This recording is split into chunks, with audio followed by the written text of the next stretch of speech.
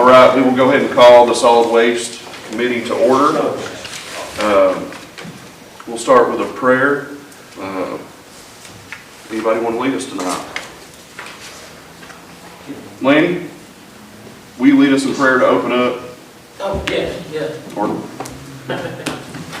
Lord, we thank you for this evening to come together and conduct business. We ask you just to lead and guide in wisdom and understanding. And Lord, that we're thankful for this wonderful county and community you provide for us. And just pray that we all do our best to make it the best for all of us and generations to come.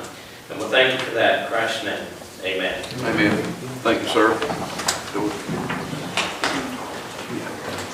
All right, roll call, please. Dakota White. Here. TK Austin. Here. Becky Golden. Larry Daniels. Jordan Cope. Here. Roger Mason. Here. Chris Broom. Here. All right, thank you very much. Next will be the approval of the report from the November 3rd Solid Waste Committee meeting. Make a motion to approve. Second. We have a motion to approve by Commissioner Brewington and a second from Commissioner Cope. Do we have any discussion? We'll move to vote. All in favor say aye. Aye. Any opposed? The approval has been passed. All right, moving on to number 5, a solid waste update. Mr. County Executive.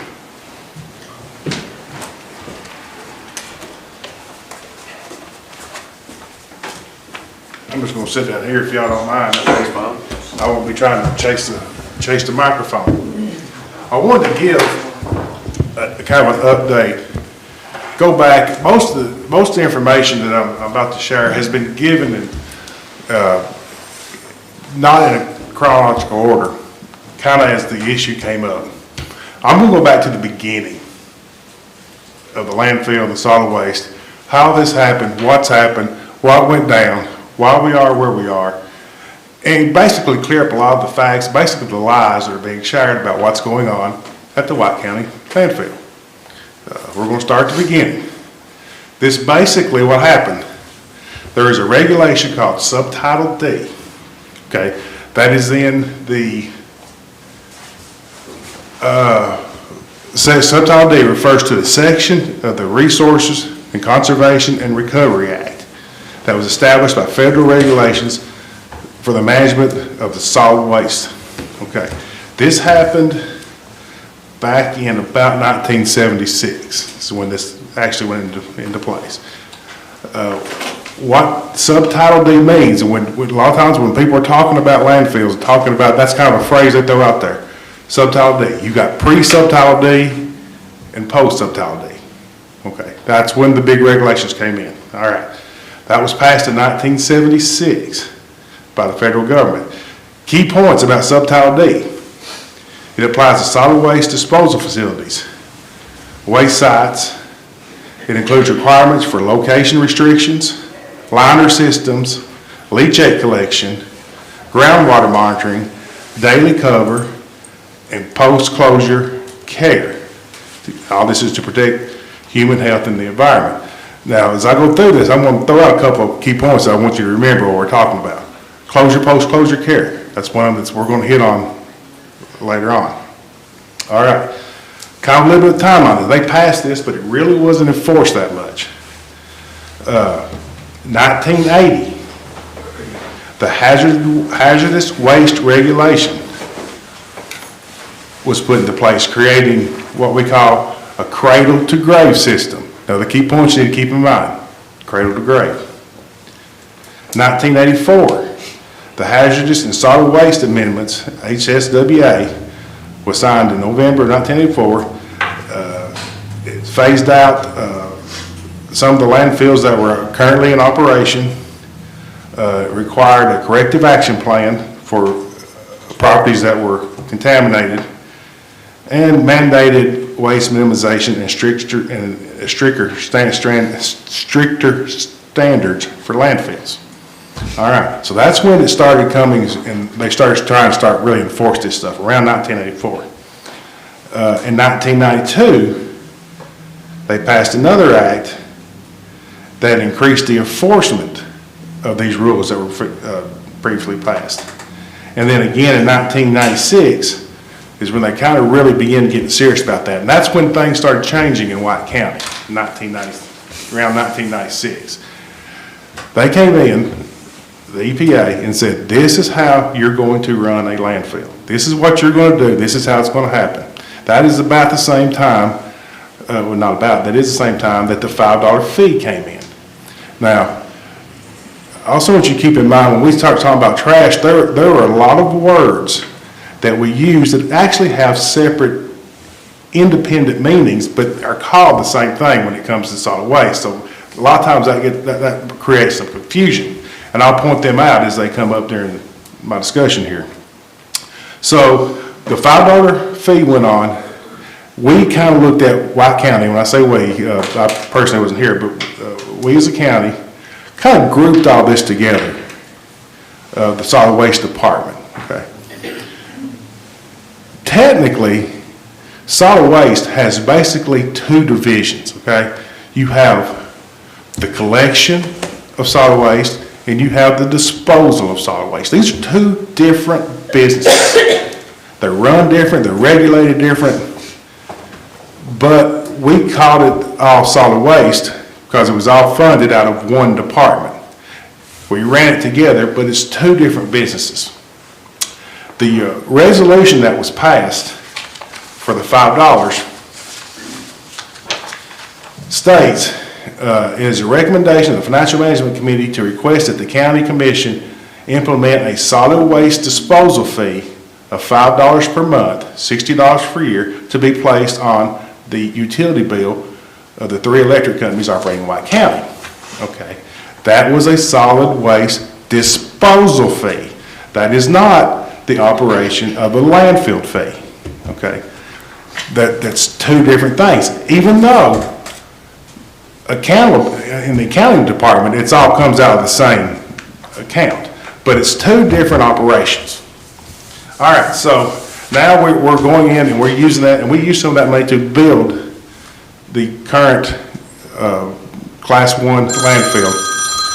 There's another thing I want to hit on. When people say landfill, if you was to call another county and say, do you have a landfill? They're going to say yes, okay? When I sit and I talk to you about landfills, can you hear me good on this? Okay. When I talk about landfills, I'm talking about Class 1. That is the tough stuff. That is the stuff that's under all these rules and regulations. You can have a Class 3 landfill where you put in wood debris, construction debris, and all such as that, which is what most counties have. And that's really not what we consider here in White County when we're dealing with this as the landfill. We're talking about the household garbage, stuff that's under all these requirements. So, all right, so we're getting back to, we're starting to build this landfill now. This landfill, I like to use the term, it's a bowl. It's more like a cake platter, I guess you'd say, or a casserole pan than a bowl, but I'll say bowl for lack of a better term. We dug a hole in the ground, okay? This has to be lined. It has to be all contained. All right, the bottom of this cake pan bowl basically looks kind of like a W, okay? There's angles down, and at the V, at the bottom of all those W's, there's pipes. That's where you collect what we call leachate. That is garbage juice, for the lack of a better term. That's when you're on top of it and you're running over it and you're smashing it down, or people's trash is wet or whatever, rain. But that's part of what we have to do as operating a landfill, is collect anything, any moisture, any water, any liquids that run through, run on, or inside of the trash when it comes there. We have to collect it all. We are regulated out of everything that the county does. The solid waste department is regulated 1,000 times more than any other department. Ambulance just get inspected once a year. Your health department, we run. they get inspected about once a year. They get a big inspection like every 3 to 5 years. The jail gets inspected once a year. Everything we do is inspected once, maybe twice a year. They are inspecting the landfill and the convenience centers once to twice a week. Okay, a week. They are serious about this. Out of all the stuff we do, everything the county government does, solid waste disposal is the most highly regulated and enforced and checked department that we do. That I spend, on average, I don't never have an 8-hour day, but if you say an 8-hour day, I probably spend on average 6 to 6.5 hours a day on something related to solid waste. That's what I do. All right, so let's go back to building a landfill. So we got this V and it's collecting all the solid waste and or all the leachate and stuff. All right, so the county commission and the people in charge back at that time, they were no different than of any of us. They didn't really know how to run a landfill. We do, I'm sure the conversation back then was just like the conversation we have here. What does Putnam County do? What does DeKalb County do? Let's see what should we pay somebody? We had to hire a solid waste director. Well, what do other counties do? Well, the problem with that was we were the only county that had a landfill, a class 1 landfill. We didn't, everybody else, when these regulations came into place, I'm not going to say they were smarter because the system that was put in place by the leadership of the county back in the 90s, late 90s when this happened, the plan was a great plan. It worked out good. It has worked good for over 30 years. It's been great. But we didn't have anybody that knew how to operate a landfill, which is totally different from operating a solid waste department, okay? So, but we dug a hole. We had a big hole, all right? You back the truck up to it, you dump trash in. That's pretty easy. How can you screw that up, right? I mean, so that's what we did for the biggest part of 20 years, all right? Now, keep in mind, there is this system that's supposed to collect this leachate. And when you're dumping this trash in this hole, there's a certain way that you've got to do it to keep the flow going down to hit those slots in the bottom so the leachate runs out. Well, we didn't do that correctly. We started getting leachate started to kind of build up in this bowl. Kind of like basically a big soup bowl. So when TDEC would come down and inspect and say your leachate system is not working properly, the fix for years at the landfill put dirt on it. That's what we did. Whenever there was a problem, we didn't fix, we didn't address what the problem was, we put dirt on it. You covered it up with dirt. All right, that went on for 20, 25 years. And that's easy, okay? That's an easy fix. That was probably a good thing for the taxpayer at the time. It kept taxes low. You didn't have to go in and fix nothing. You throw some dirt on it. It's in a hole. What's it matter? All right. So now, this goes on. About 10 years ago, the hole gets full. Okay. Now, in theory, our permit and what we got going on, we've still got, it's just half full because you start going up at this point. Okay. Kind of like a pyramid type structure. All right. So you start going up. So we start doing that. Well, anybody that knows much about anything knows that probably the most important factor to a house or to a building is the foundation. We had no foundation. It wasn't put together right. It wasn't done right. Not throwing stones at anybody. You don't know what you don't know. And we had used the model of other communities to run our solid waste department. And seeing that other communities did not have a landfill, it wasn't a good model to go after. So now we have got a landfill that is not operating properly, is not draining, and as we start going up with trash, it's no longer a bowl, it starts squirting out the sides. This leachate, because there's no way for it to drain. I personally, myself, drive the track hoe up to this landfill and start trying to find places to make this landfill drain.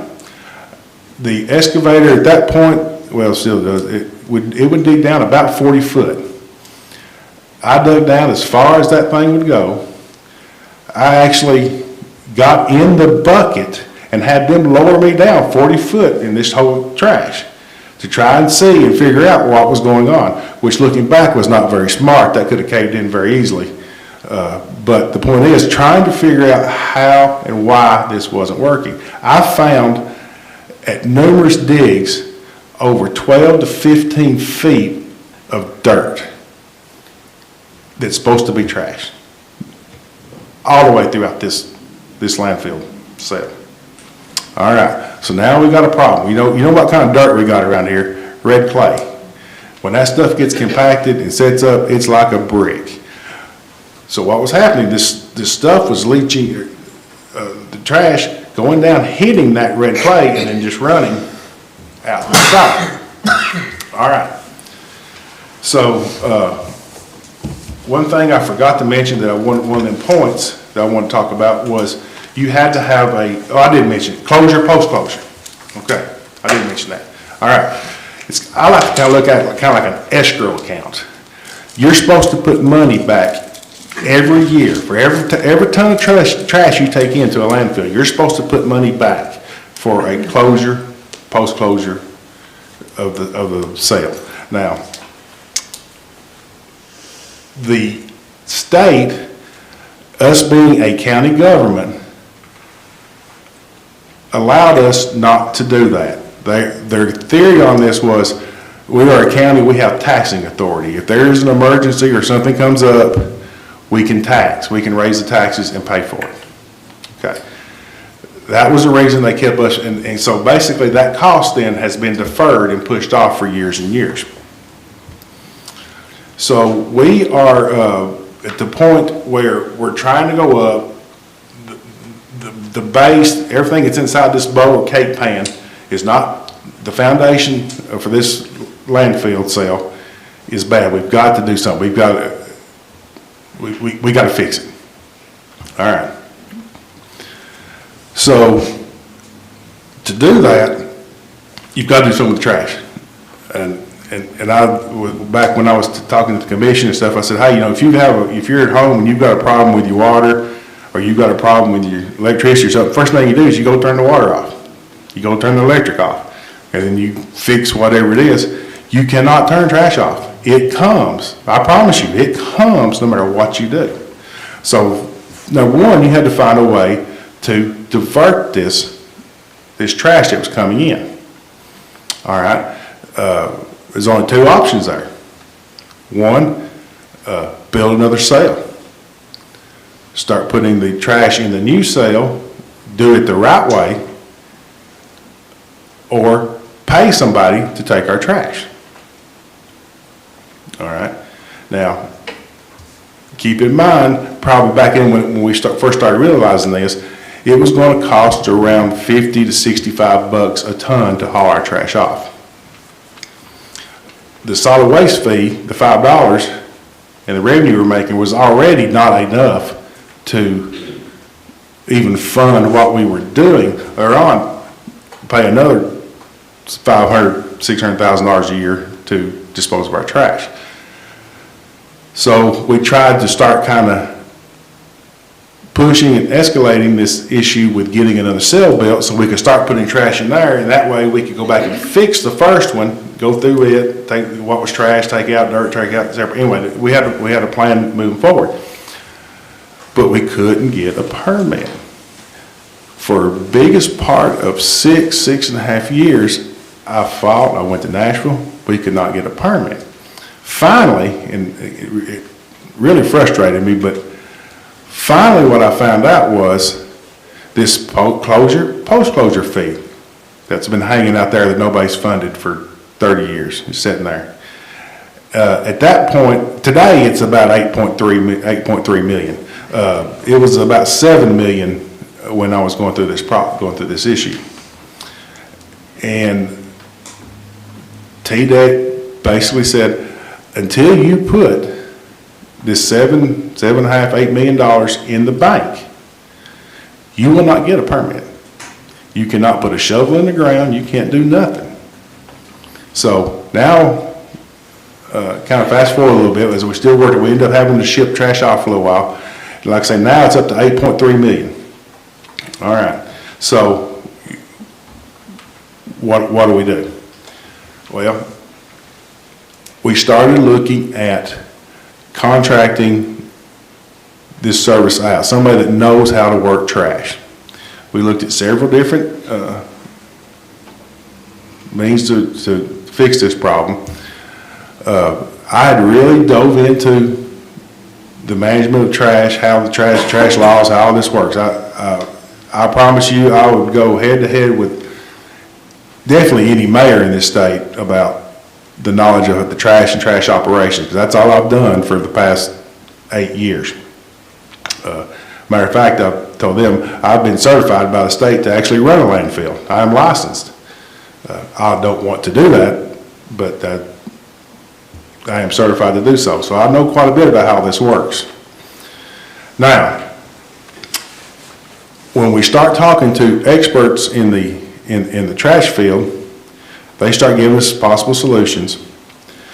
But then at one of the seminars I was at, we were talking with, they have some geological people there, and they also have some economists there. Now I want y'all to keep in mind that our total budget for the county, the total budget, 70% of that on average goes to education. 70% of our total budget. Okay. They are telling me, the experts in this field are telling me, this has been back 3 years ago, I guess I found this out, that within 12 to 15 years, it is going to cost a community more to dispose of their solid waste than it is to educate their kids. Okay. Could you imagine what kind of hit to the White County budget and the White County taxpayers that would be if it costs more to dispose of your trash than it does to educate your kids? You're talking about a massive tax increase, a massive need to generate revenue. It's unspeakable. You're looking at 3 to 4 times probably what you're paying now. I've got a presentation that I do for some people, and I've actually had one of the commissioners ask me I need to do it here for everybody. Does anybody know how much revenue the county generates with property tax? This past year, this last one that we just did, will be about $15 million. Okay. Now, we were going to have to put $8 million in the bank before we did anything. So that is a 50% increase in taxes on what you just paid this year, just to get that done. 50%. All right. And that's not building anything. That's just to get the permit so you can build it. You were looking at around $20 million to build this new cell. $20 million. That's 1.25 times what everybody paid in taxes this year. All right. So going through this options, we as, and I don't want to speak for the county commission, but you can go back and look. The majority voted to go with another option. So we looked at leasing the landfill out to a company so that we kind of still could have some say-so in what's going on, what's coming in and such as that. going through legal counsel, we hired some good lawyers to come and look at this. And basically, what they were telling us is that it's all in the contract. Even if it's just a lease, you've got to put it in the contract what you're going to allow them to take and not take, and where and so forth is that. So actually having ownership and just leasing it didn't give us a whole lot more say so, other than after a 10-year period or something, we could probably not renew the lease. But let's go back to some of the conferences I went to. Let me back up. The way you dispose of solid waste, you've got a liner. You put the trash in there, you run over the compactor, tight as you can get it. The tighter and the more compact you can get it, the more trash you can put in, the more money you can make. Okay, so it's all getting it tight. Then when you're done and you're full, you put a top on it, and you weld the bottom and the top together. All right, so now this is an enclosed cell, and it goes through a process called anaerobic digestion, which is the fancy word for it rots without air. Okay, so keep in mind, this started back in '76, and it was probably in the early '80s and '90s when they started enforcing it good. So now they're getting to this place where it's been over 30 and 40 years in some places, that there is these cells that have been welded together, airtight, going through this digestive process that they go through. And now there's a chemical that they didn't even know existed that they're finding. They're saying it's not harmful. They don't really know what it is. They're investigating there. But there is the potential now for all these old landfills to become super cleanup sites, which could be billions of dollars with a B. Now it means billions. Okay. I don't even know if we could raise enough taxes in White County to pay for that. But that being said, keep in mind, when we was going through the contractual part of this, the attorneys told us limiting what the company brings in or how they operate is all in the contract. It's not necessarily in the lease. So the county commission, after hearing this information, probably scrapped a year and a half's worth of work on leasing it and decided to go to the selling it, not landfill, selling the sale, under condition that White County and White County citizens would not have that liability, that the owner, the buyer, would take on all liability for anything that happens to that sale. Now keep in mind, do you remember I mentioned cradle to grave? That was one of the points I told you to remember. That kept, especially with the lease, that kept us. We were the one that was, we being White County, was the one that generated the trash and put it in this sale. It was our baby until the end of time.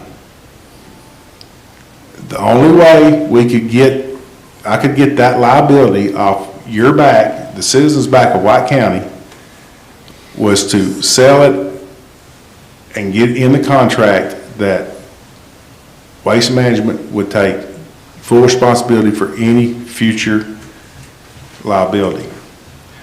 Now that was a hard negotiation. That was a hard thing to do, because they basically said, we don't know what you put in it before. So we had a year waiting period on that, where for them to explore and go in and see what was actually on site. All right, we're good there. We've done nothing illegal or wrong. There's nothing, no materials inside the landfill that shouldn't be there.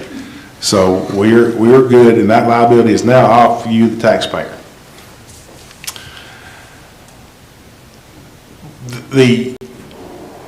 Again, I go back to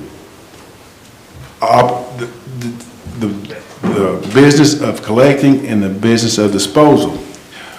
When we ended our disposal side of it, it was costing us around $57 to $59 a ton to dispose of our trash, and we were losing money at that. We couldn't keep our equipment up. Then we started having more breakdowns. We couldn't afford it. There was something going to have to change. More revenue was going to have to be injected into the landfill. You know, how do you inject more money into it? You raise taxes. That's the only way you can do it.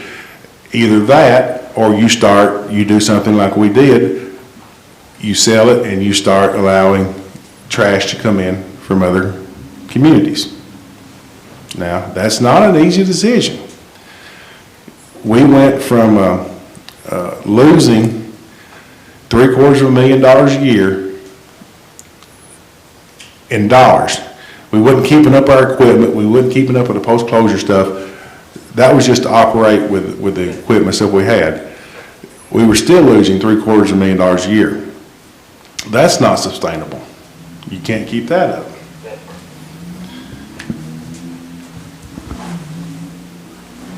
TDEC came to me, sat down in my office, and said, we're not going to allow you to continue to operate like this. You need to shut this landfill down, do like every other community around you, haul your trash out somewhere.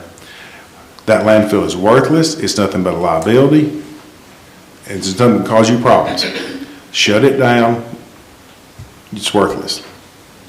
So keep it, but now even if we shut it down and we did nothing, we just shut it down and started, we still had to put the $8 million in the bank. That was non-negotiable. That still had to go. Even if we did nothing, the $8 million still go in the bank. So I began looking at the option. I was like, hey, if I can get rid of this, I can get somebody to operate it, and I can get this $8 million off the taxpayers' back. To me, that was a win. So we start going through the process. This liability that we had on the county went from, well, we had some debt also. We went from about almost $10 million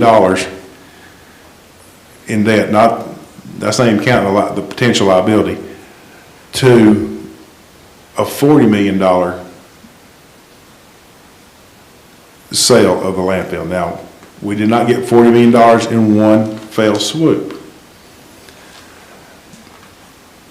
But that is a dramatic, life-changing, the future of White County changing types of money. I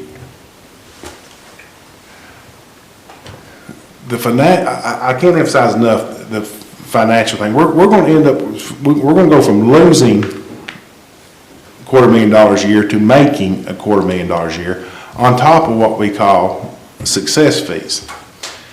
And every time they get one of their permits done, we get paid. White County gets paid for it. We've already gotten $4 million from them in success fees. The next one is going to be, and it's probably going to, they're moving fast on there. It's probably going to be in the next probably 3 to 4 years. It's going to be around $12 million, one lump sum. But the other big thing, remember I said that it was going to cost more to dispose of your solid waste than it is to educate your children. That scared me. That scared these guys up here, and ladies, I'm sorry. We have got free trash disposal for 20 years. Guaranteed 20 years. Now, it's actually, we're anticipating to be around 40 years. The agreement is the life of the sale, the life of the landfill. Now, when I say free trash disposal, this is for household garbage. This is for the stuff that you accumulate in your life by just living. Okay. If you tear the roof off your house, or you tear down a barn, or you something that's not in the normal everyday living of life, there will be a charge for that. They will charge you. But for the just stuff that normal life that affects probably 80% of the population of White County, there's no charge, there's no change. You will see no difference in the services provided. Unless you just happen to live in the Cassville area right now, and there's a temporary issue with the closing of the one cell, and it's because they're moving so fast.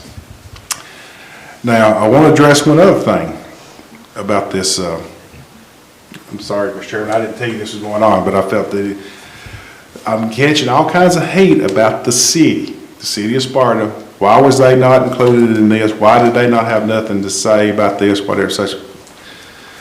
I'm going to clear this up. The city of Sparta was notified of what was going on. They were kept in the loop of what was going on. No, they were not involved in the sale of the landfill. That is not a city asset. The city has nothing to do with that. It belongs to the people of White County. I'm not trying to be mean with that. The city just bought a building here in town, which is fine, good, but they didn't come to us and say, should we buy this? Or when they sell something, they don't come to us and say, what do you think about us selling that? Same with us. When we buy something, we don't go to the city. It's two different businesses. Now, the city of Sparta was a customer at the landfill, and that's what I told the mayor. I think it was his first day in office. We met, and then a couple of days later, we had lunch at Arby's, actually. We went through this process, and I told him, you're not going to be involved in the sale. It was a nice conversation, but the sale of the landfill is the county's, it is not the city's. Now, when we start negotiating services, that's when the city needs to be at the table. And I also told the mayor, I would be glad, if you want me to help with that. I know the trash business. I will help negotiate. I know what's going on. I know how it works. I know what the deal we've got. And we can work on it. So we had a meeting when this time come. We scheduled a meeting. We scheduled this meeting at the city's transfer station. Okay. I was there. The chairman of the solid waste committee was there. A representative from Waste Management was there. Another representative for Waste Management that dealt with the transferring and the hauling of trash was there. The city mayor pulled up in his truck, got out, and this is a quote: "We're not getting involved with this. The county can handle their trash. The city will handle their own trash." Got back in his truck and left. That was the conversation. I don't know how I was expected to handle it. I mean, he said he would handle it. Did not want my help. We actually had one more meeting. I just wanted to be sure at City Hall. Again, I was there. Again, the chairman of the solid waste committee was there. A member of Waste Management. We were asked why we was there, that we didn't have nothing to add to the meeting, and that there was no reason for us to even to attend. The people inside the city of Sparta are county residents, just like everybody else. This whole deal was done with everybody in the city of Dole, the city of Sparta, everybody in mind. Everybody inside the city has the same rights, availability to use the convenience centers, just like anybody else. Now, the city does provide an extra service of trash collection, which is great. That's not a problem with that. But they are taxed for that. That's on their electric bill. There was a time through there when the city wouldn't pick up furniture and such as that, and the county took it because they were county residents. and will continue to do so because everybody in the city is part of the county. So and then there was I've also been accused of selling personal property to Waste Management. I have not sold anything to Waste Management. They have not bought land from me. They have not bought cars. There's been no financial transactions between me and Waste Management. None. Everything that we've done, that I've done, and this county commission has done, has been in the best interest for the entire White County. I have mayors, county mayors, city mayors from across this state calling me saying, how did you do that? How did you get this deal done? What, can you help me? Can you help me negotiate my deal? I am dealing now with the Nashville Chamber of Commerce. They're getting involved in the solid waste disposal for, well, Nashville, Davidson County, but for the state in general. The disposal of solid waste, I hate to use the word crisis, because I don't think we're hardly in a crisis, but it is getting bad. The number of landfills, because of these regulations, are dropping like flies. Our space is becoming more and more valuable.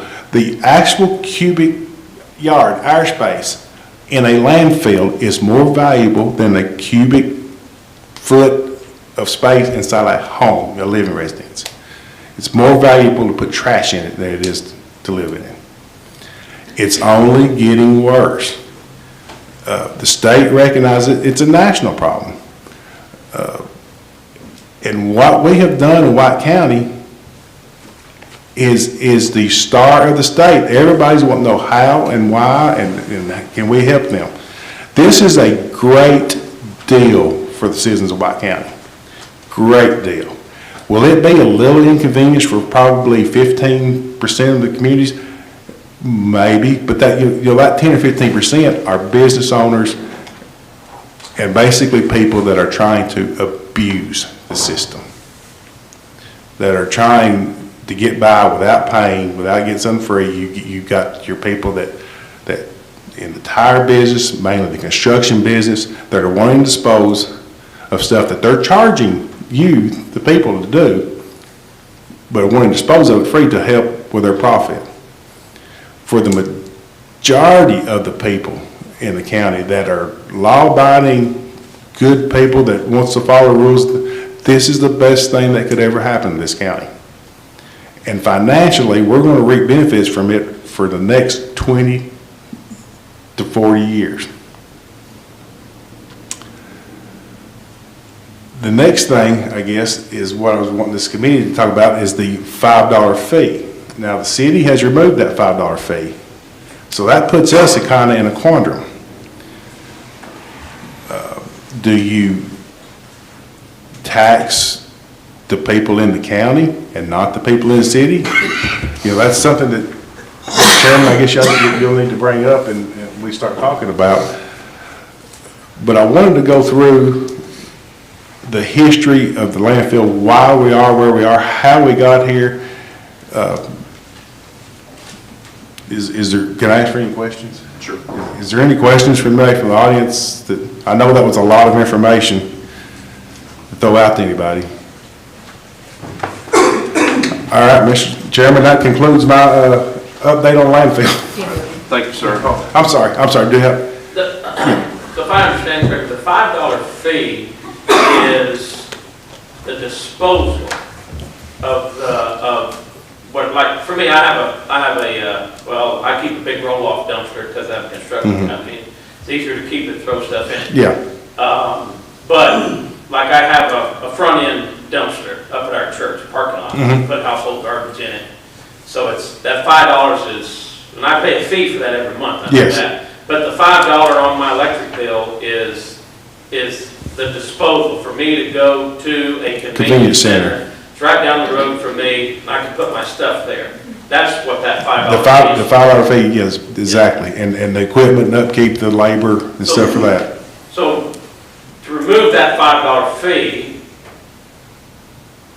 doesn't do anything about the sale or whatever that has to do with the landfill where it goes. It's only, that $5 fee is still helping me to have a center I can conveniently get to drop off my stuff. That is correct. That's what that is funding, is that Which I convenience think center, is yeah. positive. So I guess your point a minute ago, with the city doing what they did, I mean, you made a comment earlier about the city residents are welcome and have the right to use the convenience center just like everybody else. Yes. Because they're White County residents. Yes, But now, if you live in the city limits now, you're not paying that portion to fund that service. that is correct. And that's probably something we need to address. And I want to throw one little thing out that since you brought it up. I know the landfill business. I know it. I'm not bragging about it. I didn't come into this world wanting to know this business. I had to learn it. When we negotiated our part of the sale, we left money on the table for the city, so that they could come up and they could offset any cost that they would end up having to pay for disposal of their trash in the landfill. Now, the county has paid for the disposal of the city's trash for years. And even back when I told you we had that spot where we had to quit taking trash for a while and transfer it out, even at that point, the county still paid to transfer the city's trash out. We paid for their tipping. We didn't pay for them driving back and forth, but we still paid, and we covered it for, I'm gonna say, biggest part of 2 years until we got everything situated and done. I mentioned leachate earlier. When that leachate is collected, it has to be disposed of. Okay. A public wastewater treatment facility is where you have to take it to be disposed of. That is the city of Sparta. There is value to that. That value can be used, and I made this comment to the city, that you can use that to either one, we'll take your leachate for free if you take our trash for free, or we'll charge you for your disposal of leachate if you're going to dispose. My point was, I left room on the table for the city to not have any additional added cost. Now, when I say that, I cut it tight. It may be 5 to 10,000 either way in a year. They may make 5 or 10, or they may lose 5 or 10. It's tight. I didn't leave a whole lot, but I left enough where they would not be hurt when they had to start taking care of paying for their disposal of their own trash. It made them mad. Basically what happened. But there's not a big financial impact to them, because the Sparta is inside the county, and nobody at this table wanted to do anything that would isolate, pick on, put an extra burden on a particular geographical area of the county. That was not anybody's intent. And we didn't. And we did not do that. There's also money that the county collected from businesses in the city that had the green boxes like you was talking about. That was additional charge. That wasn't covered under the $5. So and the county paid for that because that was for the disposal part, not the collection, for the disposal. All those people in the city that we collected from, we no longer collect from. We wrote letters. We worked with the city to do a transition so that the city started collecting that money and still the county. We did everything to protect everybody that had any interest in this whatsoever. Thank you, sir. Does the committee have any questions, thoughts, discussions? So you talking about you being certified right there. So how many years, or when did you get certified? Probably, I'm going to guess 3 years ago. It'd been nice to know this right here at the beginning of the 2 years ago when we were talking about selling the landfill, instead of bringing it out now? Well, like I mentioned earlier, I didn't go through this all in chronological order. When there was an issue that came up before the committee to make a decision, I just relayed the relevant information to that decision that needed to be made. So is this committee wanting to look at an action on the $5 fee? I feel like it needs to be discussed, and then if it comes out of this committee, then sent to budget to discuss the actual resolution that started this came out of Financial Management Committee. I don't know if we were sharing something, want them to look at it also, but I think the conversation needs to start here with this group. Sure. Can I ask a couple of questions? Is it directly tied to this $5 discussion? Yes, because it goes back to the contract. Okay. 2 questions, and then we're going to go back to just the committee. Yes, thank you. So from what I was reading on the draft, and I have not received yet a copy of the full contract, in the event that there's early termination, the company's only responsible for post-life site. We could still be potentially some environmental responsibilities may fall to the county. Is that correct, or did that get addressed? That's in the draft, but did that get addressed in the final? Post liability would include that. You know, anybody can sue over anything. I'm sure if they found something happened and it was a multi-million or billion-dollar, they would probably be scrambling to do whatever they could. But they have assumed liability after they did the inspection, after the 1 year for them to do the inspection. Okay, and then the success fees, from what I read, they're only triggered by airspace expansions, which they might not pursue. So is that revenue's not guaranteed on the success fees? Yeah, Is that if they do not get a permit, or even if they decide not to pursue the permit. Now, the reason this is, and that's good points, good questions, and I didn't want to get, I felt like I threw out too much information. The way this works is, if a new mayor comes in, new commissions and stuff, you know, we're looking at 20 to 40 years of a partnership here. If something happens and a future commission or a future county executive starts to make it hard or tries to run them out from being able to operate inside the county, that protected them from having to still take care of our trash and pay us money for something that they could not use and operate. Okay, so potentially we would need some money in the future in the event that something happens. So the reason I wanted to address this before you guys discuss the $5 is if the $5 is already there, then could that not be kind of like the 2 pennies for the Parks and Recs? It could be set over here, you know, in a protected account somewhere in the event that we had issues. Because I also read that their waste management is protected from third-party lawsuits, so it would come back to the county in the event that there was an environmental issue. So that's the reason why I wanted to ask. Thank you. Can I address that a little bit? Sure.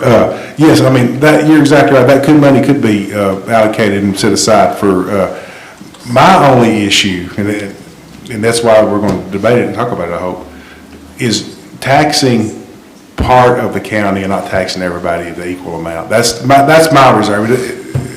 You know, I don't know. You can argue either way, I guess. I don't think it's fair to tax 20,000 people in the community and not the other 5. That's my side of where I'm coming from on that. And I agree with you, but the county's the one who's going to be picking up the bulk of the suit if we are sued in the future, and then our taxes are going to go up, and the majority of the people live in the county again. So it's a cycle. Sorry. I agree. I have a question Thank you. related to that. Because I hadn't read the original resolution, that original resolution was passed countywide. I'm trying to understand where the city has the authority to remove that based on that county resolution, just like it would be no different than a wheel tax. Could they, if we had a resolution to impose a $35 wheel tax, can the city come in and say anybody that lives in the city is not gonna pay it? Okay, that's a good question. They don't, what they're saying is they are no longer going to collect it for us. Now, we could, Sparta Electric. Sparta Electric, we could send out bills to everybody in the city. And, I mean, we have the authority and the right to collect it, but they don't have to collect it for us. It's an agreement that we made with the electric cooperative, the electric companies, right? So supposedly, I've not seen one for Sparta. Derek found one for the Caney Fork one, through Caney Fork. But yeah, I mean, you can't make anybody, I mean, Caney Fork could tell us that they're no longer going to do it also. I mean, they have that authority. I hope they don't, but they have that authority. And what's that annual revenue off that? Approximately 750, 800? 750. The city, just the city part. That's total. 180 to 185. See, It's 15 grand a month, yeah, but yeah. very rough. Yeah. I knew the answer, but I thought he said. Good choice. I mean, we can open discussion between us. I mean, does anybody want to start? I mean, of course, I've had thoughts and ideas running through my head, and I spoke with Director Markham about them, and pros and cons. You know, I guess taking a step back, with waste management fees coming in outside of the success fee, their payments to us, whether that's monthly or however they pay, will more than enough pay for our staff, trucks, convenience centers to run the solid waste department that we have currently. Is that correct? It will be real close, when that revenue Starts rolling. starts rolling. It is not rolling yet. Correct. That's the portion of the per ton, Host fee. the host fee that we'll get. So basically what we're thinking is a host fee will offset. So in other words, don't catch chickens before they hatch with the success fees, but the host fees, Happening. that's gonna happen. When they start taking trash, that's gonna happen Correct. per ton, and we think that that'll be a pretty even offset with that 750. Yeah, they'll start rolling in probably around the first year. They're almost ready. Yeah. But it won't ramp up to full potential till probably July or August or something. Because outside of, like, I think the most difficult piece of it is the difference between city and county, and not, if we're not all doing it, then we're not all doing it. I mean, That's my thoughts, And but if- that's debatable, I know. Okay, we go back and collect it. So with that being said, when they start rolling, those fees will rightly get real close to our current budget for the solid waste department, right? I mean, of course, does anyone have any thoughts that they want to discuss? Because I could sit here and go down the way my brain. My thought on it is, the host fee we're talking about is, it's something that will run out at some point. And anything that we do at this point to say, okay, we're going to fund this or we're going to fund that with that money, okay? Anything that gets into the maintenance of effort, at the point that runs out, 40 years, 50 years down the road, won't none of us be here, won't be our problem, but It'll be somebody. it's going to be somebody's problem. And, you know, I'll agree that it's not right for some to pay and some not, but at this time, I'm in favor of not doing anything till we see how this goes and just kind of look at it, you know, whenever the host fees start coming in. Reconvene with I real mean- numbers. Yeah, I mean, you know, but still, you know, that's one of the things, everybody's, you know, these host fees are great as long as we use them right. But if we misuse them, you know, just to pay our day-to-day bills, at some point when that runs out, we won't have the money to pay our day-to-day bills. I agree with that. That's very good logic. Mr. Chairman, if I could add. Go ahead, sir. I spoke with a CD employee that's a former commissioner that sat on this committee. He's well versed in how things operate. I was told by him that, well, and then Mayor Lowry also had a video on Facebook I watched too. Mayor Lowry said full operation is going to be in effect very soon for the CD. They have their own convenience center to drop off. I was to the understanding that if you have furniture, wood, or things of that nature, that you can call for a pickup, curbside pickup. The citizens of the city they're paying an extra fee for that service. Their trash is picked up every day at their house, curbside. My opinion is I find it hard to believe that they're paying for that service and not going to utilize it, and they're going to voluntarily take their trash to a county convenience center. I don't see how the city is being shysted any at all by not paying the fee, or the county citizens are paying an undue $5 fee for their access to the convenience centers. I just don't see anybody from the city. I'm not gonna say anybody, somebody will use it, but what harm are we gonna have? I don't think we're gonna have hundreds of thousands of tons of trash that's gonna flow through from city people. I don't see how it's gonna hurt the citizens of the county. To me, it's gonna hurt them more by taking the fee off, because we're, like Roger said, we're counting our chickens before they hatch. If we remove the $5 fee and this host fee does not cover it, then our only alternative is property tax, which will also go on the citizens of the city, which is not fair to them because they're not using the landfill service. That's my opinion on it. Thank you. I think what is it? They pay for sewer, don't they have a fee for like sewer and trash pickup? It's a combined. $13 or $16.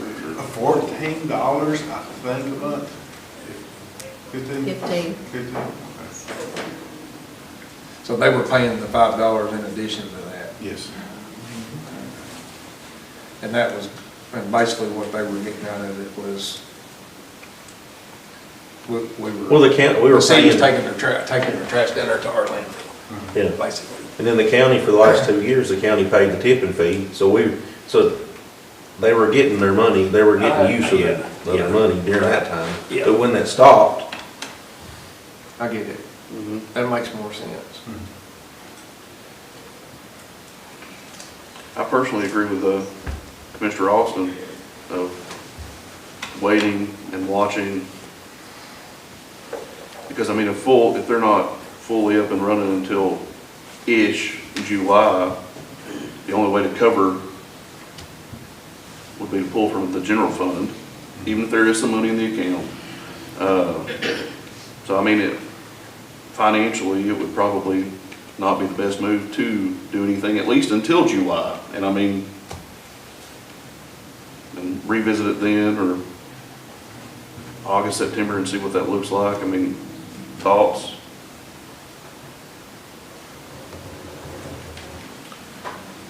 Ms. Connie? What is the expense of upgrading all of the convenience centers, and what is our day-to-day amount of operation funds for the convenience centers? I don't know the. This time, we're in the process of getting some quotes and stuff on compactors and stuff.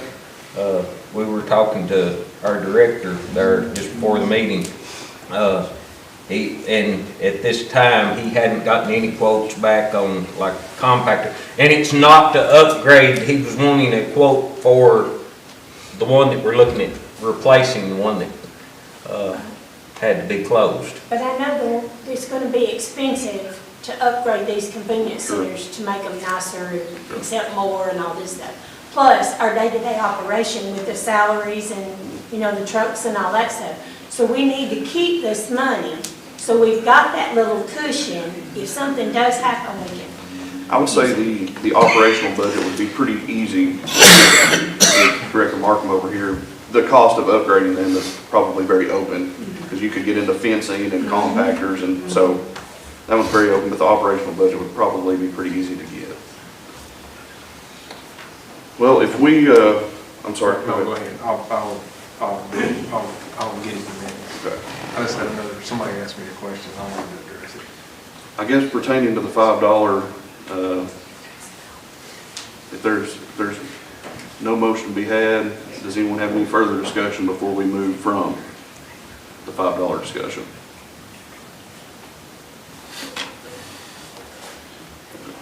Robert? I had a couple of people ask me, because after listening to what Denny Wayne, his explanation of how we got here and the benefit, and you're getting comments from other counties and stuff about the deal that we got and all that. I've had questions, people say, okay, it sounds great, almost too good to be true. What's in it for Waste Management? And so I tried to answer that. But they're a for-profit company, and what are we expecting them to, what are they expecting to take per day, tons per day? Was it 200 tons? 2,000. 2,000 tons is what we are basing when I give you the estimate of 750,000, that's on right around 200 tons. So 200? 2,000 tons a day times $60 a ton? It's probably much higher than that. I mean, if you were conservative and said $60 a ton. I'm sorry, what they're charging? Yeah. I'd say 75. Yeah, I don't know. All thing I know is what. We were paying.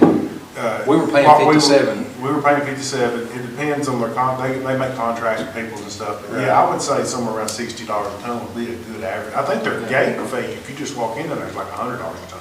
Yeah, so if you said $60 a ton, that's $120,000 a day. Yeah. So, I mean, that's why Waste Management is doing it. And I'm glad we got a good deal, but I think there was some confusion about how are they gonna take our trash for free and make any money? They're gonna make money. Yeah, that was the. They're not in business to lose money. That handcuffed us doing this as a county. We couldn't take anybody else's trash. We were self-governed not to do that. And we were only disposing of our trash, and that bulldozer, that $150,000, $200,000 bulldozer, was pushing one bag of trash or 10 bags of trash, cost the same to operate. Right. And that's where the difference is. Right. All good? Any further discussion before we move forward? We'll move forward to item number 6. Do we have any old business to come before Solid Waste Committee? Do we have any new business? I do. Yes, ma'am. I was approached by, as of the other day, 2, today makes 3, different convenience center workers that are getting kids sent there to do community service work. Yet these kids are not doing any work unless there's just a piece of trash that's blown around for them to pick up. I mean, the first 2 told me there's nothing for them to do there. They didn't understand why they were there, said that they were told Chip had sent them there. And I myself, when I took my trash off, There were 2 where I went, and they were just living it up. Yeah. And I had another person that's not a convenience center worker, said that there was some foul language that came from one of the young men on the same day I was there. If they're doing community service, why are they not going like to the animal shelter where they can clean pens We out had and the walk same dogs? issue down, we had the same issue come before us during Okay. the a few months ago with them. They didn't want them there either. Okay, We do have the solid waste director here. okay. Chip, Yeah, I seen him, yeah. Since we started this program with community service workers, our centers are 100% cleaner than they ever were. Do we have issues? Yeah, but when I find out about them, I answer them directly and take care of them. I work with the probation people in Mitchell. If somebody was out of hand, and I have gotten calls, we go take care of it. My question is, what convenience center worker told you that? 2 of them at 84, Okay, Jerry And Parker and Jerry Parker Larry and, Doot. I'm sorry, Larry Doot. I don't know the other gentleman's name. He's not said anything to me. Okay. But 84 is in particular. I mean, if you've ever gone to 84 before we started getting the community service workers. I've which- gone to 84 for 35 years. Yeah, well, you know how dirty it was, the fence rows. They've kept it clean. You go down there around the cans, these kids, most of them work hard. We got some that don't. Yeah. I go after them. Well, I just know the 2 that were there Saturday when I went. There were 2. There's 4 there Saturday. Okay, there were 2 when I went, probably about 10:30-ish. Yeah, I hate for the cold weather to come because it's going to affect us. And, you know, Yeah, if we've got a problem, if even the citizen calls me, I will take care I of it. mean, they did ask if they could unload my garbage Well, they're not even supposed to be up there. after they were there. They were Rule up number there. one, they're not supposed to even be up there. That's- And I go back on the convenience center employee for that. That's their responsibility to call me if there's an issue. We need them there. They help tremendously. I just told them I would relay the message. I I appreciate agree with you Yeah, I that appreciate it it. looks cleaner. We have I about will. 3,600 hours of labor that we've got out of that. And if you go to any of the centers, I mean, they make a gigantic difference. They do. But I'll address that. Thank you. Thank you. I got a question, I guess I'm just confused. Earlier you said the $5 fee was for the convenience center operations, is that correct? Yes. Why would you want to even take the $5 fee away? Is that just because the city took it away? Yes, that, I mean, Why? Why? If the people of the county are using the convenience centers and there's a cost to it, so be it, it's $5. If the people of the city are not using the convenience centers or should not be, because they do have garbage and they are paying $15 a month sanitation fee or whatever it is for them to pick up, why should the people of the county pay the $5 and not the people of the city? I can't say I disagree with that. My point to that was, as a county executive and answering to every person inside the city, that taxing one at a different rate than the other, to me, I thought was not fair. I can't say that your logic is not right and that it's not understandable or can be did that way. That was just, You're offering a service with a convenience center, which is great. The city is offering a service for the sanitation pickup, which is also great. They're charging the people of the city, they're not charging the people of the county.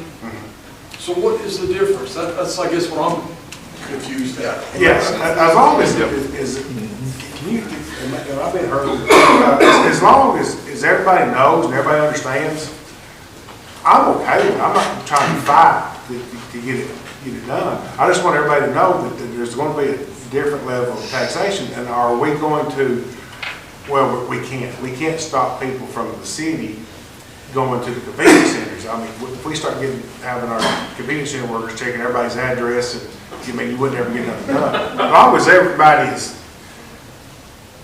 is happy with it.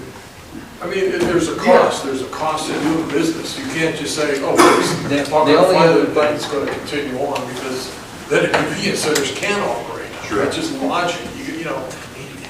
I agree. The only other thing I would say is if we get to a point where we see that the revenue that we're getting from the host fee, from waste management and other things are are sufficient enough to offset it, then to a point where we feel like we don't need that $5 collection, then we. Because you're getting revenue from somewhere else, which is Right, fine, but right. until you get that, I don't Right. see how you can do And that. we didn't move on it, so I nothing's know you happened. haven't, I'm just saying, I'm just trying to get it through your head. Sure. I don't see how, as a citizen of Sure. Wayne County, Sure. how you could even consider taking funds away until you are Sure. assured that you got the funds from Waste Management to cover that. Sure. Otherwise, you guys are just not doing Sure. your due diligence if that's the case. Well, let's get back in line real quick. Do we have any other new business before we go to public comment? I do. We have two. Go ahead, Commissioner Hutchins. Can we address the new convenience center location? We have an update as far as the permitting for the new center. I know the executive put something out about extended hours, but where are we at in the permit process? Is there anything, is where are we at on that? How quick do we think that'll be? I'll, of course, defer to. Well, I'll let you start, Chip. I was on the phone today with TDEC, the permit, they're gonna expedite it. There's some stuff that I've had to work on as far as maps and stuff that they're wanting to set in place. But I expect the permit to be issued really quickly. And once that takes place, then it's, we've got all the processes that we have to follow, engineering or whatever y'all decide to do. That was one question, I mentioned in my little talk there about words and meanings and such. I don't know that we ever get issued the permit until it's up and functional. That's my understanding. So I think you get like permission to proceed type. And then it has to be approved for the final. Now, that being said, my initial plan was to, when we got what I thought was the permit to start, we would put a temporary site. Chip's got it drawn out, the map that's been submitted. Basically, it's going to be kind of U-shaped, and there's going to be area in the middle. That's going to be where he operates his trucks, changing cans out and stuff, that area in the middle. The general public will do a U around it. So while we were building that U and all that infrastructure for that, I wanted to put a temporary site in that middle, his operational area,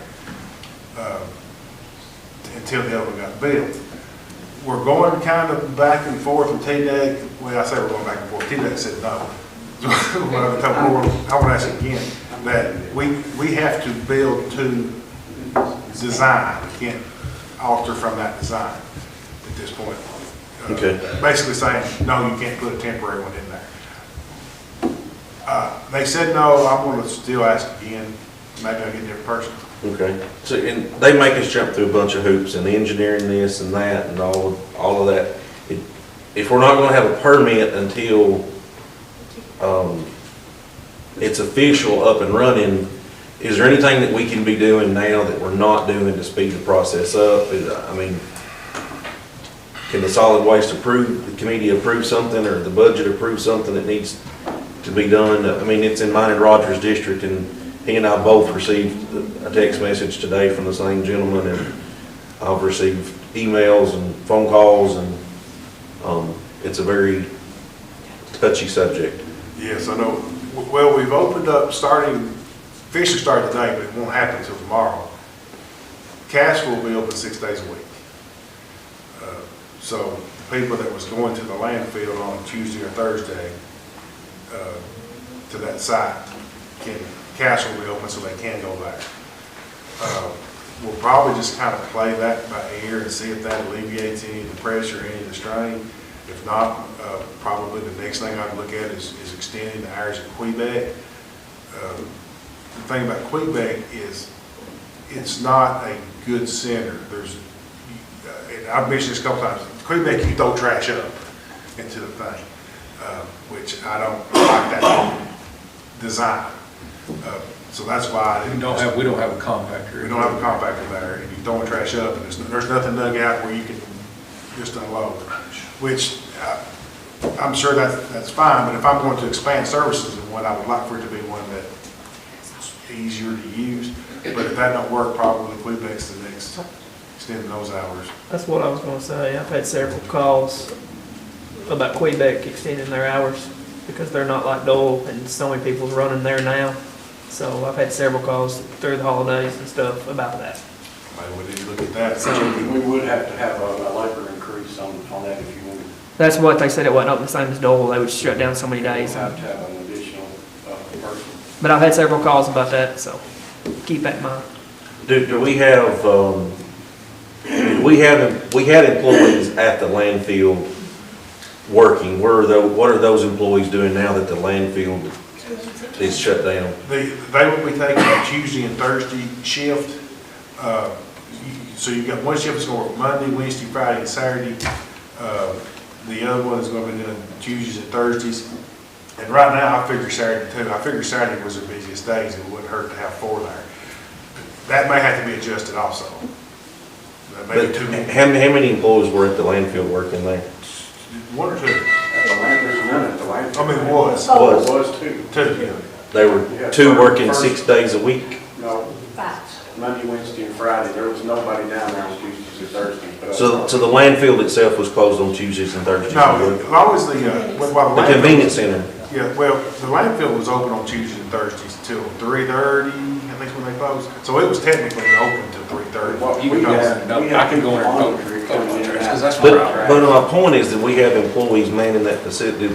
Were we paying for employees to be at the landfill convenience center 6 days a week, and now they're only working 2? So that was my question. No, they just had a shift like all the other career centers. Okay, Yeah. The staff at the landfill handled Tuesdays and Thursdays. okay. So, I mean, I was stepping my bounds with it. I've also received some of the calls and some of the messages, as Commissioner Koch has, about extending hours to other facilities. He says that he will need manpower. Is that something that we need to consider? If we did that, I would probably, of course, I'd have to refer to Chip and see how the flow of things is going. Instead of having 4 on Saturday, maybe look at using that, taking those 2 people and using that hours. But worst case scenario, 1 more person, you wouldn't need 2, worst case scenario. But I haven't done the math on hours, so. Depending on the hours you wanted to run. If you wanted to go with the same schedule that we're on all the other centers, because right now, Quebec, they're open 3 to 6, and then Saturday, 7 to 5. Monday, Wednesday, Friday, they're open 3 to 6. So you'd have to extend that from 6 to 6. Or just add Tuesday and Thursday. Or add Tuesday and Thursday, and add an additional 6 hours. You could use we'd still have to have a man, and we'd still have to have a labor increase in our labor cost. That would be a significant increase. I mean, 1 man part-time. Sure. I'd suggest considering that, because I think the feedback from extending Cashville was positive, but there's certain folks that, distance-wise, Quebec would be helpful. Yes. So opening it up to the Monday, Wednesday, Friday, Saturday schedule that, Add Tuesday and Thursday. add Tuesday, Thursday then? Yeah, but you wouldn't have to, I mean, I wasn't thinking the 6 to 6, I was just thinking that where you had 6 days of availability, it wouldn't have to be 12 hours a day, but. Yeah. But you don't have a compactor there. That's really going to increase your, listen, at the end of the day, I've had several comments about all the trash that are coming. At the end of the day, there's X amount of trash like that. Whether you take it on Monday, Wednesday, Friday, Tuesday, I mean, there's only so much trash. But if the amount of trash shifts from somewhere else to Quebec. It's amazing how it's shifted. We were correct about Castle, but we've had an increase in 84 Bakers, which are way away from those areas, which is what I was telling you. I think a lot of the trash that was going to the landfill was coming out of the city as far, or in this general area, northern part of the county. Don't make any sense. But that's where we've had to make the biggest increases. Highway 42. Well, I've put mine in the truck, carried it to work with me, I mean, Yeah. but, because it's kind of out of the way to go to Cashville. If I'm going to Sparta, I think if people were just so used to driving to the landfill, took all their trash off, and it was just, let's go to the landfill. Well, that's one of the things, for them to say that is really an inconvenience, unless you lived right beside that landfill, that's not on the way to anywhere. If you was going to throw your trash away, you were driving to the landfill. And if you were saying that you was gonna cut across the mountain and go to town, you're gonna drive right by Red Cap facility, which is just as good as the other one. If you do a survey of it, most I mean- of them are closer to Dole, Red Cap, and Castle than they are to the landfill. We will look at that. If y'all want to do some kind of motion to allow us to increase, add another man for the convenience center, that would probably be appreciated if we use it, if we need it. If we don't, we won't. But I'm just worried about not having a compactor, the amount of times you're going to go down there and unload. I could put another can down there, but if trash flow picked up down there, we manage it. I mean, whatever y'all want to do, we're going to take care of it. It's not easy right now. I'm just telling you, with all the transition that we've gone through, with this, being where we're at, but we'll take care of it. If I move the trucks running. Well, thank you. I mean, does this committee want to make a motion on any of that to send the budget? Before you make that, does that have to go to, okay, you said, does that have to go to budget or do they have to, yeah, it has to go to budget. Sir. And then we can send a recommendation to budget to look at it, if that's what you all want to do. It's gonna benefit you more than anybody. Yeah, I'll make a motion to. I'll second that. We have a motion and a second to send to budget to look at a new part-time position for solid waste. Is that correct? Do we have any discussion before we move to vote? All in favor say aye. Aye. Any opposed? All right, budget will hear it here shortly. Do we have any other new business to come before we move to public comment? There being none, if anybody would like to address the Solid Waste Committee, please come forward to the mic, state your name, and ask away. Ms. Connie? I have a question and a comment. We've already got the two guys, and they have normally worked 4 days, according to the Casco schedule. So why can't those two guys go to Quebec the other hours or the other days? That way we won't have to hire nobody. Let them build up their own hours that they was normally getting at the landfill anyway. Go ahead, Chip. Are you going to not have Castle open 6 days a week? They're just going to be working Tuesdays and Thursdays. That's right. And I understand that. Does the Casco people not work 4 days a week? Tuesdays and Thursdays, I'm thinking that the flow is not going to be that great on Tuesdays and Thursdays. What we've got going on down there now, you need 2 people on a shift. It is that busy. You're talking about a Casco? Well, not according to what I've been told, but anyway. I've been over it twice and I've had to wait. 6 days, where she's talking I about. probably had to wait She's talking about 5 or 10 minutes. I got you. Well, it depends on the time, because most of the time they're all standing there. 13 tons every 2 days. With the volunteers for the community service people too. But I got another question. Where do we stand on the building we're building at the rock quarry? The old county garage. Is it still an engineering? We're still in engineering.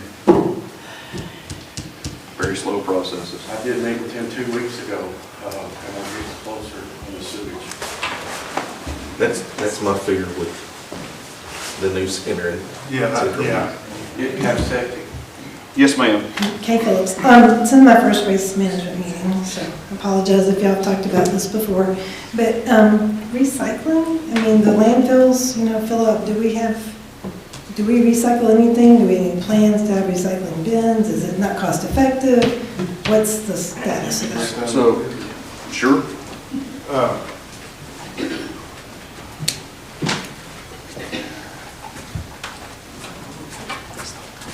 All right, recycling. Currently, we do metal, cardboard when we've got sorry, I can't see. Cardboard when we got a market for it. the way this is planning on working out is, the issue we had with recycling is we didn't have any vendors to take it. Nobody, and I wasn't even necessarily trying to sell it to them. If I could get them just to take it, that's freed up our space and landfill and great for everybody. But I couldn't find it up because we were so far away, the transportation costs, it just wasn't feasible. So what the plan is moving forward is to start having, they call it a MRF system that Waste Management has in Nashville. And so when a truck comes in and empties solid waste, the plan is to fill it back up with the one stream recycling, one container. You won't be dividing anything out. You just put everything in recyclable in one container. They'll put it, then they'll take it back to Nashville and run it through their MRF center there, is the plan. Now, we probably won't get any revenue from that, but It'll help save space. it helps save space. And we may get a little revenue, but I When wouldn't. will that start? When they start taking over? When we start getting trucks rolling in. Well, probably shortly after that, because we'll have to get with the containers and stuff and get it worked out. But it is in the works. Yeah. Would anyone else like to address the solid waste committee? I have a question. I don't think I heard the answer of where the new convenience center is gonna be located at. Animal control. Where the old one used to be? It will be with the Where the one is now. existing The animal existing. control. Okay. So it's just down the road? Right. Okay, perfect. Thank you. Thank you. Okay. I got one more comment. The $5 deal, it's already in place, and I think people would be more apt to be okay with the $5 than they would for their property taxes to go up. Thank you, ma'am. I do have a question too. Just come forward, please, and state your name to the microphone. Beth Brizan.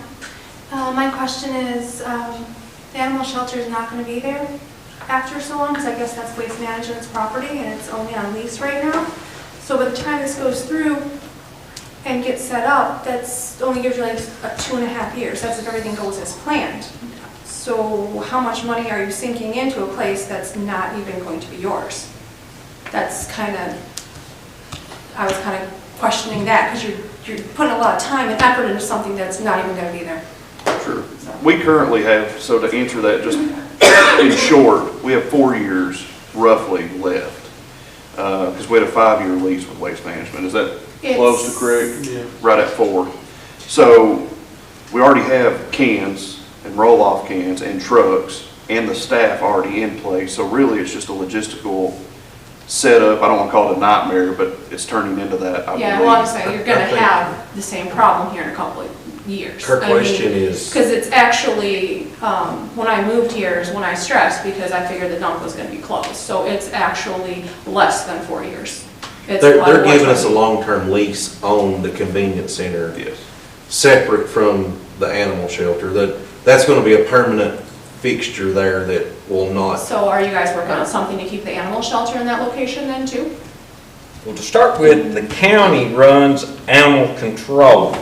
The animal shelter has nothing to do with the county. We run animal control. So The there's. volunteers are the ones that are running the animal shelter.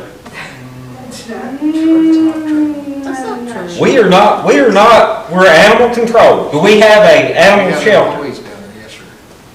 Is it in the budget, is animal shelter? Chad? We have employees that work there. Yes. Yeah. We never came up with a decision if we were gonna do animal control or animal shelter. Well, I don't know. I know that whenever we were sitting up here doing the budget, we had all kinds of people up here not wanting to raise taxes. And then whenever, every year when it gets cold, the animal shelter supposedly is up here wanting money, but not one of them showed up to ask for us to put something in the budget to take care of animals. So as far as I'm concerned, we are animal control. Okay, and then we can cut. Separate issue for steering committee meeting. Correct. Is there another committee on that? That's Okay. fine. The engineer at Waste Management, I felt better, I had a similar thought with that property. Yeah. With it being on a lease, and when he presented to us last month, during this meeting, and showed us their long-term, basically they come to us and get approval for each phase of where they're gonna expand and that type of stuff. In their 30-year plan, that portion of the property is not in their plan to ever be used as part of a sale. So that made me feel better that, and obviously I'm not gonna speak for the county executive, but there's negotiations that would have to happen. I would hope that maybe the county has an opportunity at some point to purchase that back or get a long-term lease or something. But the piece that kind of set me at ease a little bit was it's not in their long-term plans to use that property for anything that they're doing there at the landfill. So do we have that in Right now writing yet? Right now we got a 5-year lease is what we've got right now. Well, I'm saying for the convenience center, is that like, is that They've deal given us done? they've given us Permission permission is- Sorry. to set it up there, yeah. Okay, I'm just saying, is there something in writing contract wise though? That would be the ultimate, I mean, Is the question about the convenience center? Yes. Yes, we have a lease. okay, lease is in place and everything, okay, because I'm like, didn't make much sense going about it. It seems like with a lot of things, the horse is behind the cart on this, and it's just kind of running free, so. I would like to apologize to you if I came across as Oh, just go right ahead. being Everybody else does. on your case about it. It's just, that's, Well, it goes hand in hand, and it's in the budget, and it's there. I've seen it. I obviously used to work at the shelter, so well aware of a lot of the Thank you. budget, so. Thank you, ma'am. Any other public? Sheriff Page? Something I'd like for us to be thinking about, and I've been asked this question by a few people already. All these trucks that's fixing to be coming into White County hauling garbage, and even traveling down Quebec Road.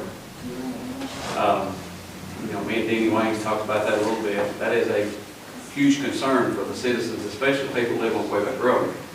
But all this traffic fixing to come in, y'all know we have a 4-way stop down there now, and it's dangerous. So I mean, we're doing everything we can to try to keep that safe, but something I want y'all thinking about all these trucks that's gonna be coming into the county, hauling garbage from everywhere else. So it's gonna be an issue, and they better have them tarred coming and going.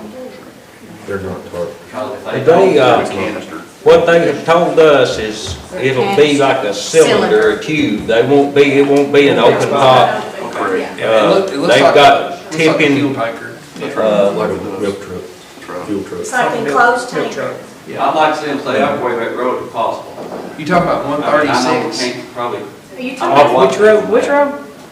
Quebec Road. Okay, I can probably interject here. They won't be. It's our trucks that are going down Quebec Road.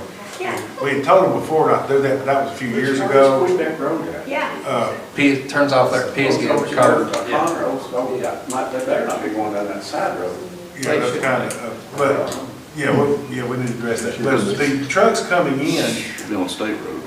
will be on state roads. They're gonna have an interest coming in off 136. The only thing, and they're 100% right, the stuff that Waste Management is contracting with and they're doing is enclosed container trucks.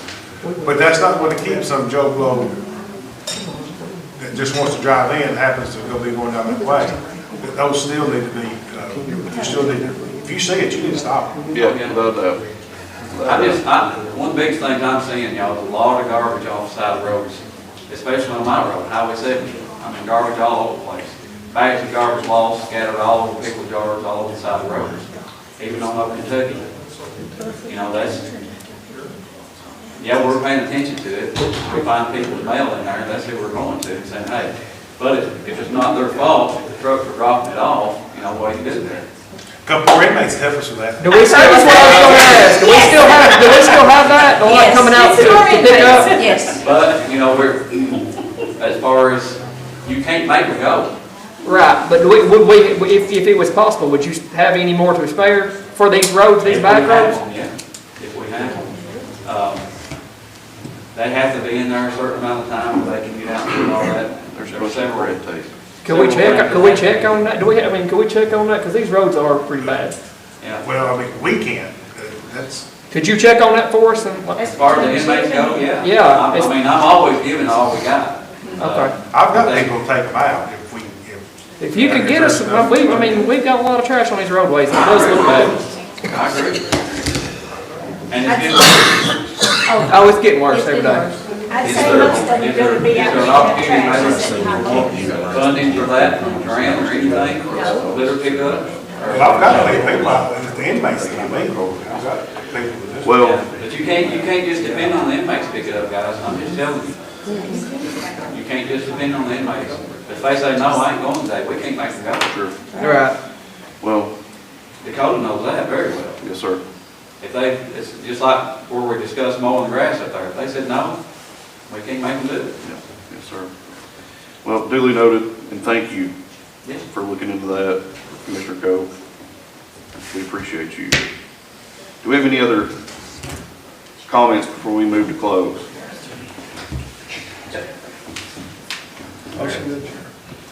Next time we meet will be January 5th at 5 p.m. and full court will be 6 p.m. December 15th. I'll set the motion to adjourn. So moved. Second. Motion and second, all in favor, say aye. Aye. We are adjourned. Thank y'all very much.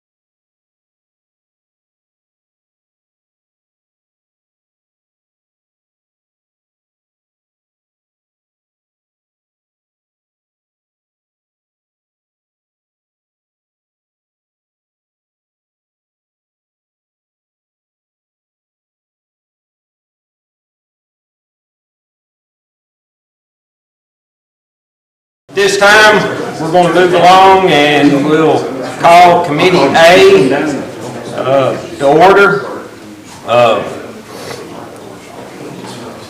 So at this time, I'd like to have roll call, please. Roger Mason. Here. Laney Selby. Here. Larry Daniels. Chris Brewington. Here. Thomas Morgan. Becky Golden. Here. TK Austin. Here. Okay, we do have a quorum.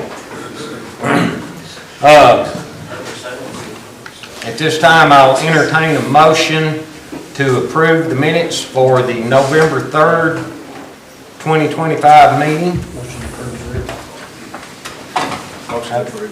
Second. Okay, have a motion and a second, motion by Commissioner Selby and second by Commissioner Golden. At this time, we'll move to number 4, which is Park and Rec Subcommittee. And at this time, that is the chairman's prerogative to whether we even have a Parks and Rec committee.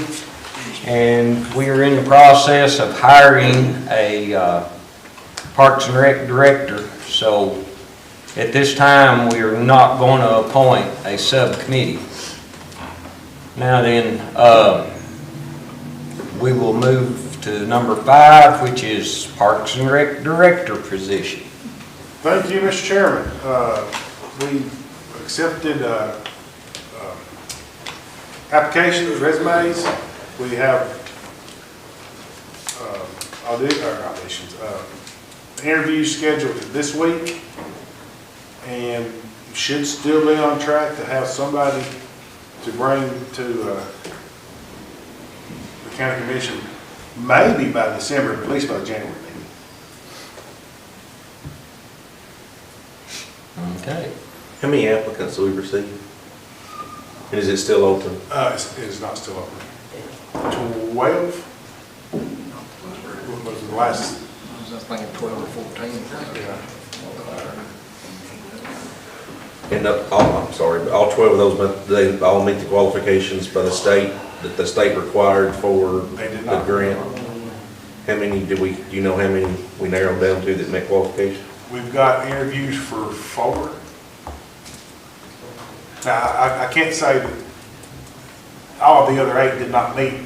I know some of them didn't meet, but going through the process with HR, they've narrowed it down to Cool. 4. Thank you. All right. Any more discussion?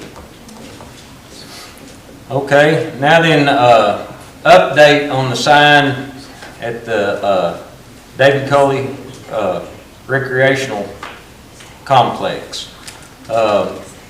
We have sent out a proposal to RRP. They're supposed to be getting with us to submit a proposal or a rendering for us to review, and that was last week, and at this time we still haven't received, but it'll be coming to Denny Wayne, and that is something that we have already taken action on that shouldn't have to come back to this committee or full court, correct?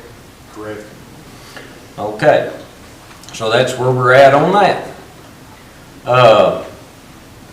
Any old business? Hearing none, any new business? Okay, would anyone from the audience like to address Committee A?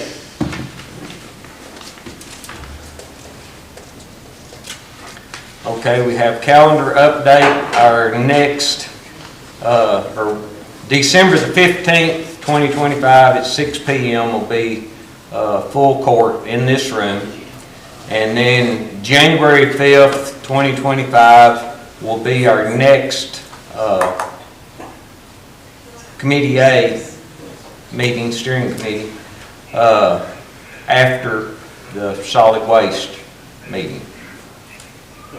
And at this time, I'll entertain a motion to adjourn. Motion. Second. All in favor, say aye. Aye.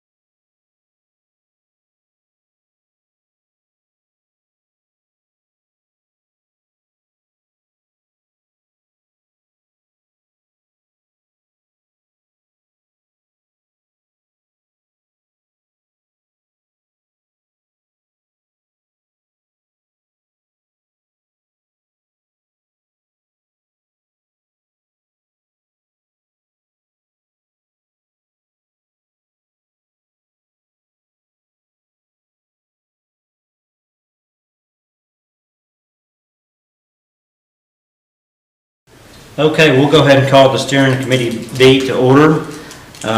If Commissioner Hutchins would care to do a quick roll call for us, please. All right. Kane Rogers. Here.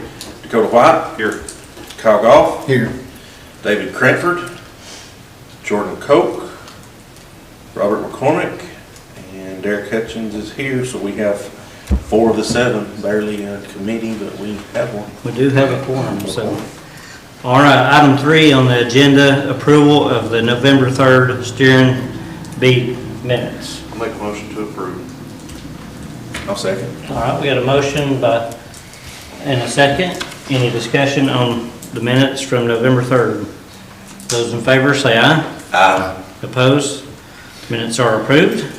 Item 4 on the agenda, I think this came from last committee meeting, just to leave it on the agenda to discuss if there's any update on the property tax freeze. I think we were going to schedule a work session for January or February, sometime after the first year. I think that's what we had talked about doing. That is true. Y'all did vote on that, and I apologize. We're going through a little transition, but that was. Well, we asked for it to be back on because we didn't set a time. We didn't decide if it was going to be January or February. So if we want to set.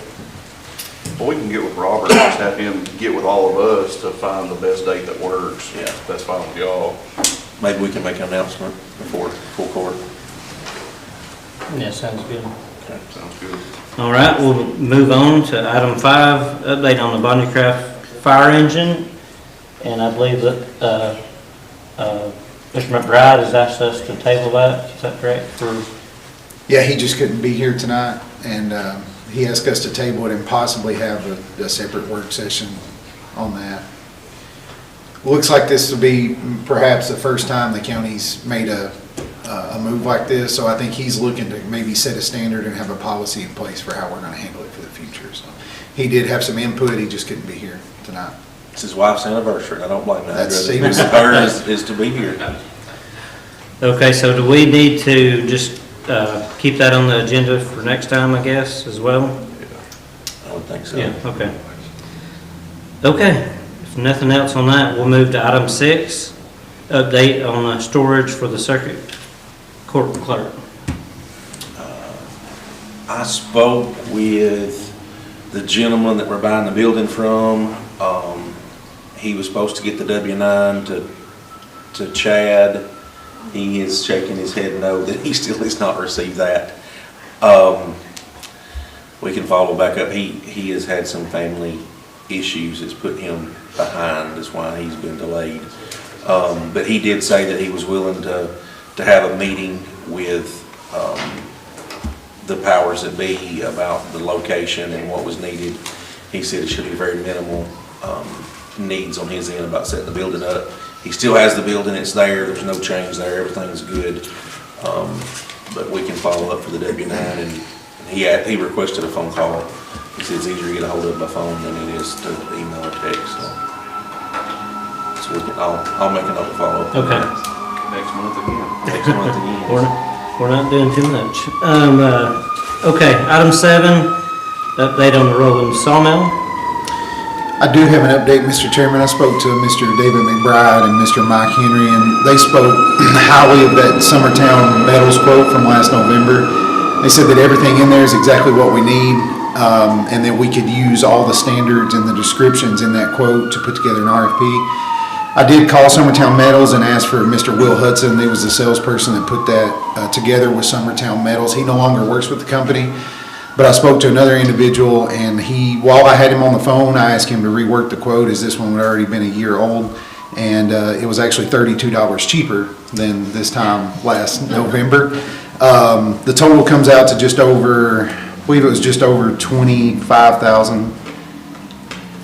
This is the old quote I got in front of me, but I believe it was just over $25,000. I forwarded that to Director Markham. So I guess the next step would be to take those specs in that quote. We can put together an RFP if that's something that the county's interested in looking to fund. So we have a match, not a match, but a partial match. They've raised some funds. The community have raised some funds. Was it 10,000? And Director Markham may know, I believe it's under 10, correct? Around 8? I'm gonna say around 8,000. Okay. One question, there will also be an expense to removing the existing structure if you're gonna have that put over or in the same place. So that's something you need to look at too. I do think preservation is very important. So like, I would like to go down that route. I agree, yes, I mean, we do I'm need to 100% consider for everything. preservation of history. Yeah, I know that myself. That's, like I say, that's just one, something else you need to be aware of. I would like for us to go down that route. We've already allocated the funds. The funds are in the budget, previously allocated in the last budget cycle. So now we just need to get the RFPs and get the, I'm sorry? Would have lapsed at this point. Okay. So we need to reallocate the funds, is that what you're saying?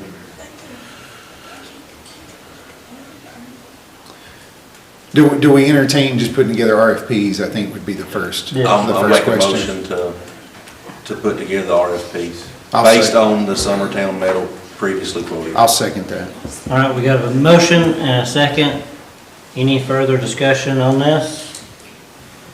Those in favor say aye. Aye. Opposed?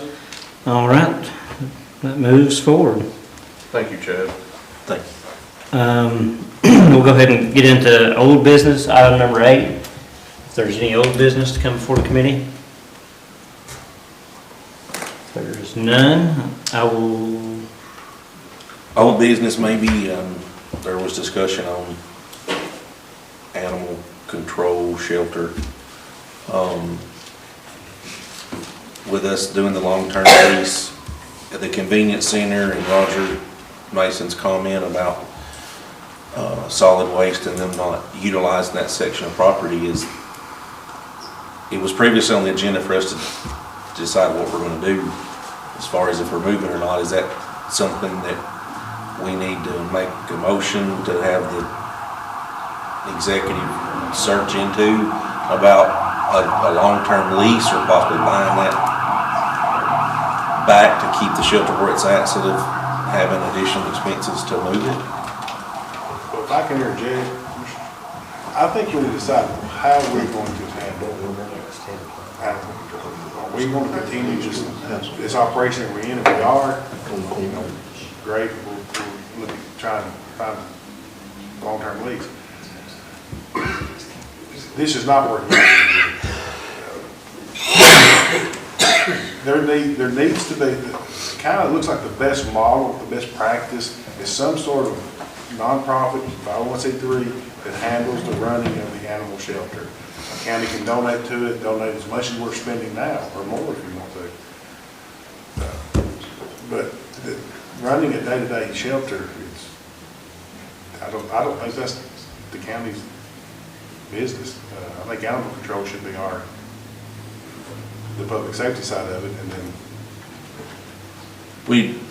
We have requirements on the animal control side when we pick up animals to keep them for a certain period of time, is that correct? So we're still gonna we would still need some sort of facility to do that in. correct. That'd be part of what we would be responsible for. And then when that time's up,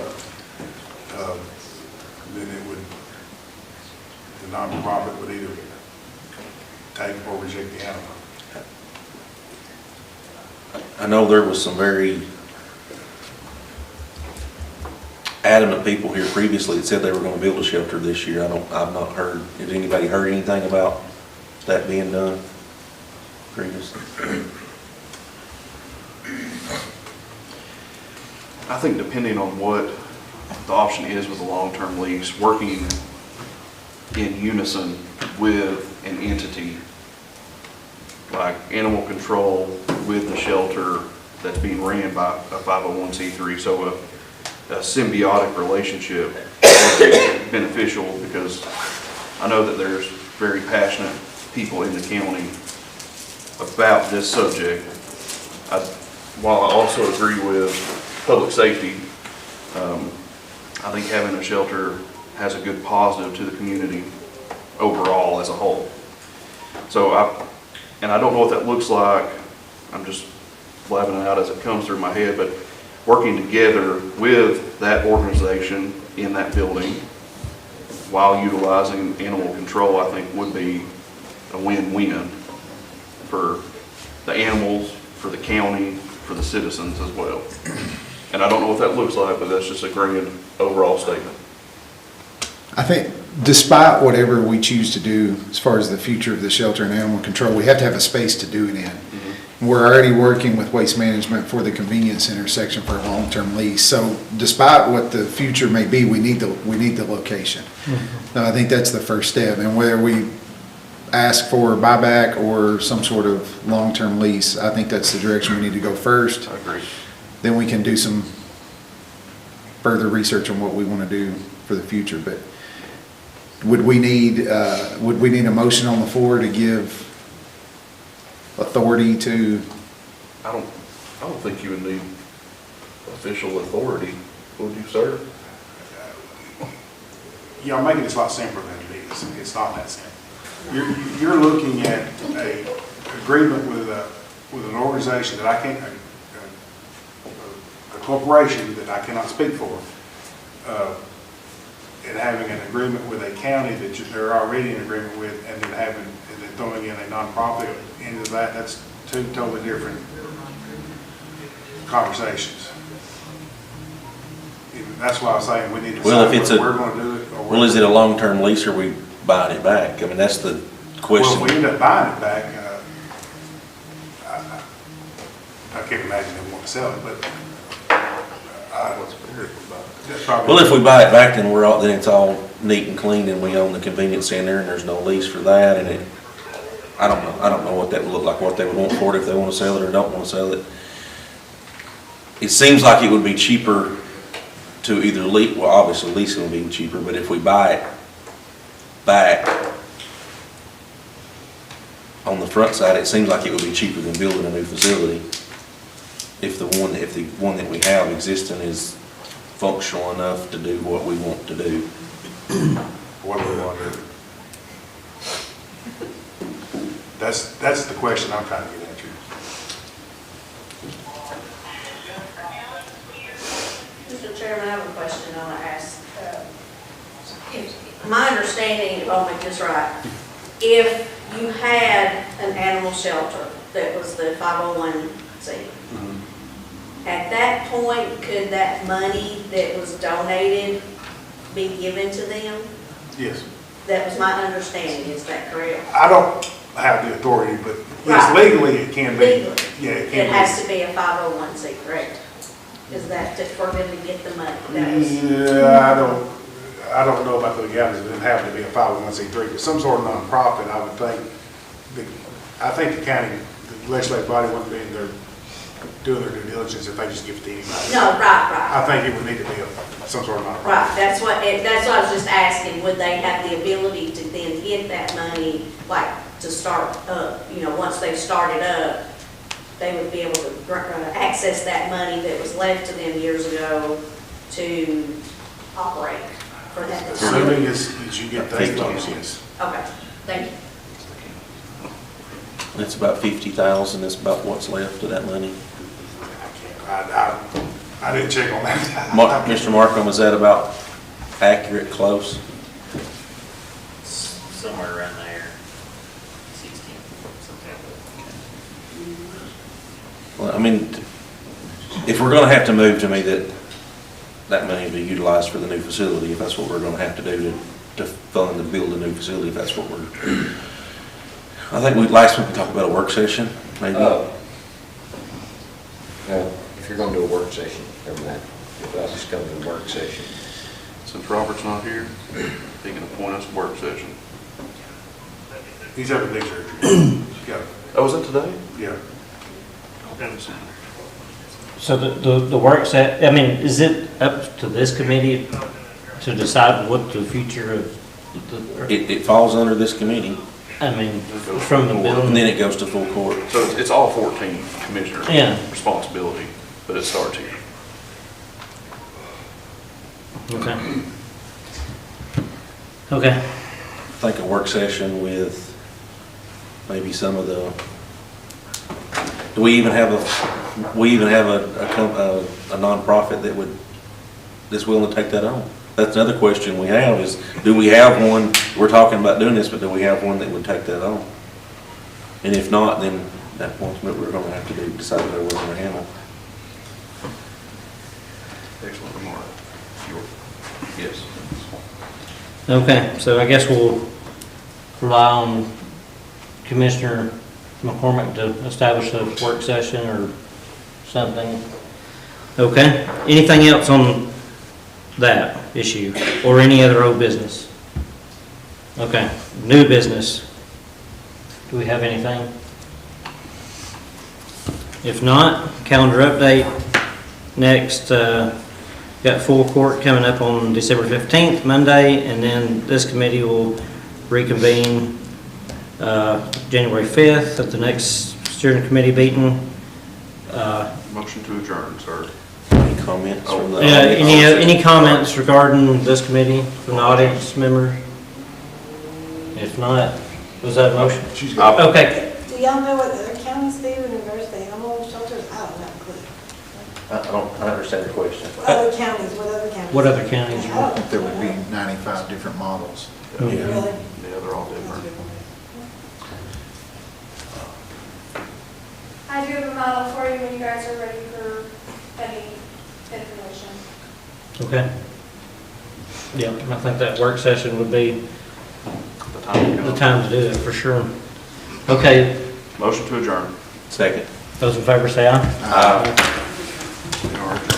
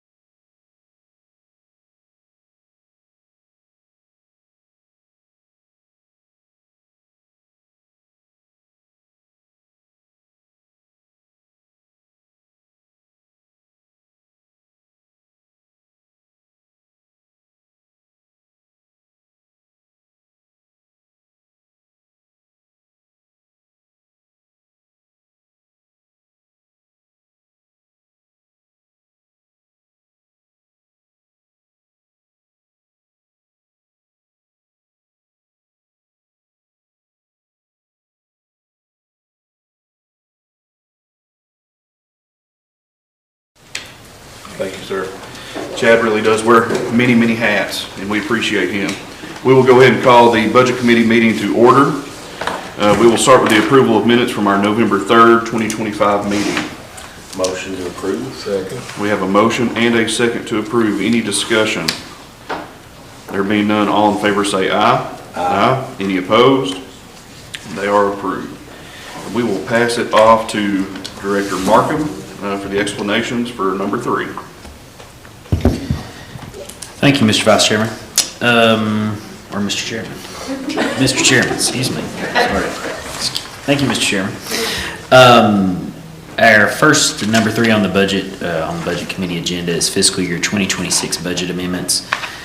We have 2 that we're asking to be sent to the County Commission for the general fund. The first one is a library tech grant, and you may recall this from a couple of months ago.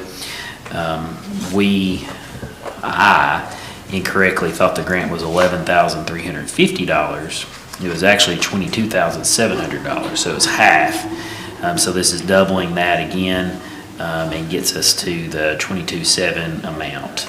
It is noted that this is about double what the grant typically is for us, but will significantly help with the upgrades of the computers and associated equipment at the library for that. That is an $11,350 amendment. Amendment number 2 is for the jail. This is a TCI grant, again, another grant. This is the Tennessee Corrections Institute Training Equipment Grants, $13,145. That will be used for the training space, is fitness training abilities, and classroom. Those would go to the county commission if approved here tonight. I will make a motion to approve to send to full court. I'll second that. We have a motion I and a have a second. question about the second one there, the TCI grant. Are they using that down at Central View? Like, are they not going to be doing the county? That's not been formalized yet, so. Okay. They've got it open top. That's the school system that's Okay. getting some stuff out of there. Any other discussion, questions, comments before we vote? This will go to full court. All in favor say aye. Aye. Any opposed? And we'll go to full court. Mr. Markham? Amendment number 2 here is within committee. This is to reallocate funds within the animal control budget. This is a position reclassification, so if you recall, we had 2 full-time and 2 part-time positions in that budget. This is reallocating those 2 part-time positions to create 1 full-time position, so we would go from 2 part-time and 2 full-time to 3 full-time and 0 part-time positions. Question I have is, do we currently have 2 part-time positions? That is a good question. We do have 2 part-time people employed. Our second full-time position is unfilled, so one of those would move to that unfilled full-time position, and then the 2 part-time positions would be combined together to create the 3rd full-time position. So no one would lose a job because of the reclassification? Correct, yes. Okay. They would actually gain more hours, or I guess they're already working it. Yeah, we've got the 2 part-time positions are budgeted at 28 hours a week, and this would be a 40-hour position, so. This was at the request of your animal control director and the employees there. They've asked for us to go this route. I was a little concerned. I thought we are losing actually some hours. But they have assured me that they will cover it. They're good with it. And so if it ever doesn't work, we can always go back to the previous model. There's not a money change here as far as actually covering. We're losing 16. 8 hours. 28 and 28. 56. It goes to 40. 16 hours, yes. 16 hours a week. Well, so technically there's still pay allocated for 16 hours a week over. Well, take out your fringe benefits, but yeah, rough math, yeah. We have heard the explanation. Would anybody like to make a motion? Motion sent to the court. This will stay within committee. Oh, in the committee, okay. We have a motion I'll second. and a second. Any discussion? All in favor say aye. Aye. Any opposed? It passes. All right, so number 4 will be old business. Do we have any old business before we move forward with new business? There being none, we'll move forward to new business. Director Markham? Thank you, Mr. Chairman. We have school amendments to bring forward tonight under new business. Under A is the general purpose school fund amendments. We have 1 to send to the county commission. None of these have been before the school board. They'll go before the school board next Thursday night. The amendment to send to the county commission pending school board approval, if so chosen by this board or this committee, would be a $300 amendment. This is to budget funds awarded to the school system as a stipend for conducting a youth wellness survey from the state of Tennessee. Thank you, sir. You all have heard the explanation. This will be going to full court contingent upon school board approval. I'll make a motion saying so. We have a motion and a second. Any discussion? All in favor say aye. Aye. Any opposed? It is on its way. Continue on, good sir. Amendment number 2, this would stay within committee, but does need, so it doesn't go to the county commission, but it still will need to be contingent on school board approval. This is a $5,298.10 amendment. This is the special education preschool grant. This is all within the special education category. We're taking funds out of the unemployment compensation line and instructional supplies and materials, reallocating those to educational assistance and associated benefits for that. So this is this has been approved by the state, but like I said, we'll need to go before the school board next week. Thank you, sir. This will stay within committee, but will still require school board approval. I'll accept the motion. Motion. We have a motion Second. and a second. Any discussion? Just a quick question. Yes, sir. There's $4 difference. Is that? It's probably a typo on my part. If you I give know me $4 just- will kill us. Well, no, give me just a second and I was trying to do that last minute, so if you give me just a second, I will,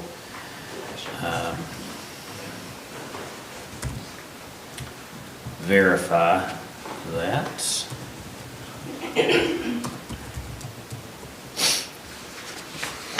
Thank you for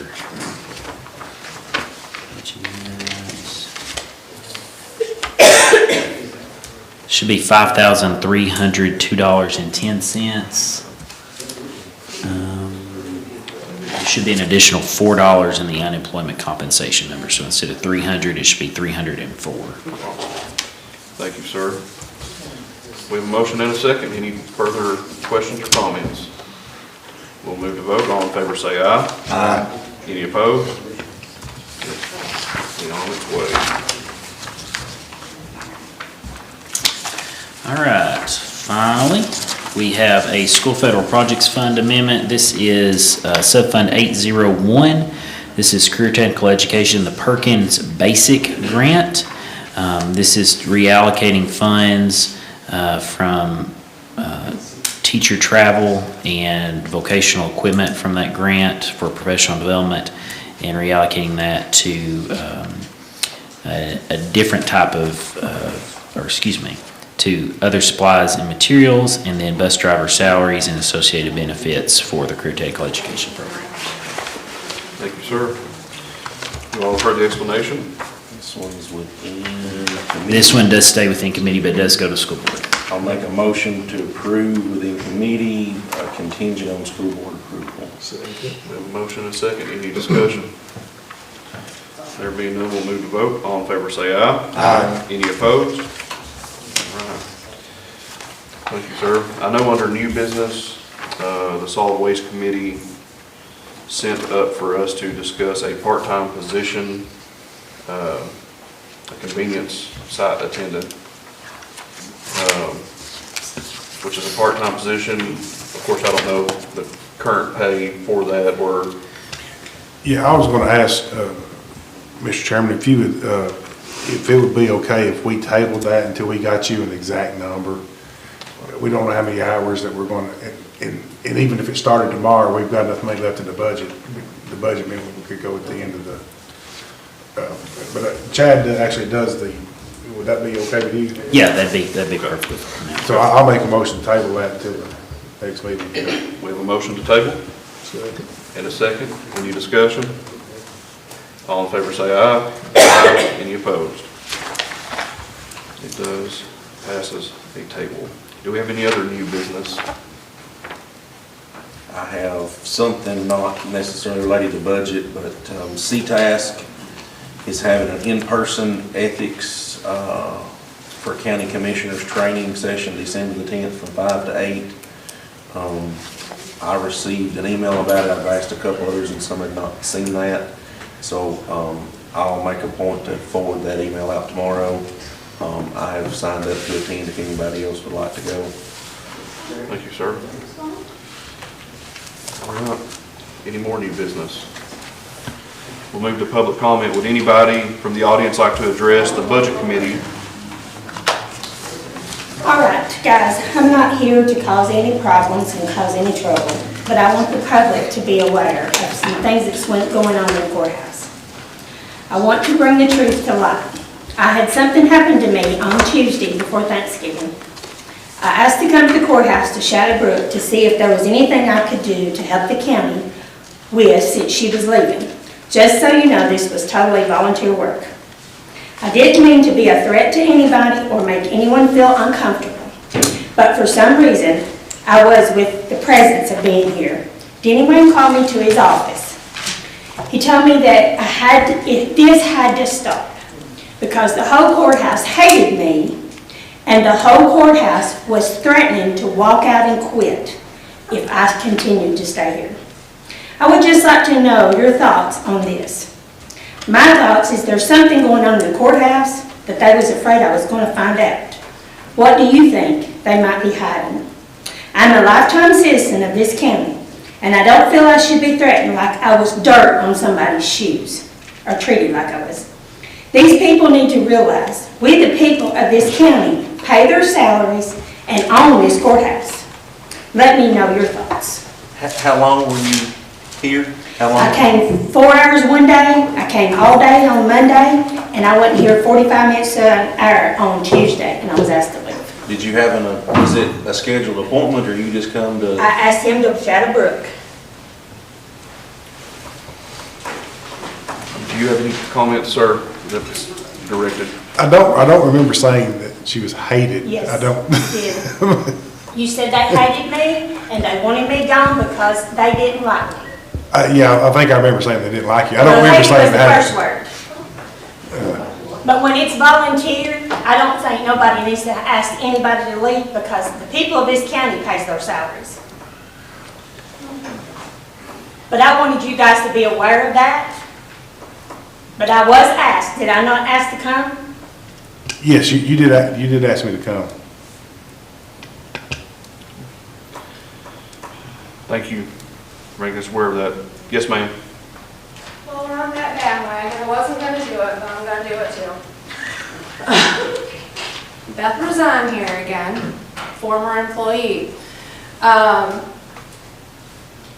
Y'all that are the commissioners, it's hard to work when everybody isn't on the same page. And being on the other side, I did see a lot of it. I have an email. I won't read it. If any of you guys want to see it, I emailed it to you, and I asked right in the subject line, please acknowledge me. And I was not acknowledged. And that, if you are a representative in your position, you have to have some sort of accountability. You have to have some sort of love for the people in the county. Just today, seeing it with the fact that you're all about taking care of the immediate problem of the trash situation in the convenience centers. And as I don't remember who it was now, one of the other gentlemen said he felt great, knowing that they weren't going to destroy that particular area and that convenience center was going to be there. And then maybe we could get, the shelter to stay and avoid that whole crash course of whatever was going on there or what's going to be going on. Your lack of concern about even addressing it because at that point you're like, you're not them. Yeah, you're not them, but it would have been better to say we can look into it. Let me look into that if that's something that we want to do.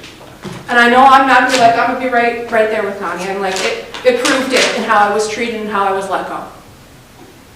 So y'all just gotta be better. If you're in a position like that, you gotta be better. You gotta lead by an example, and the underhandedness, it just has to stop. So any of you guys, if you want this and you want to read the email, he didn't care for it, but maybe I'll read it. So I have it if you want it. Thank you. Thank you. Any other public comment before we move to adjourn? I have one more thing that I would like to bring up when we're talking about the property tax freeze. Okay, I am a lifelong citizen of this county. Property tax free should be based on how long you've owned your property. That way it will benefit more people in this county. You've got lifetime generations. There's no telling how many pass through. If you set it based on the age, the longevity of how long you've owned your farm, then you're protecting the citizens of this county.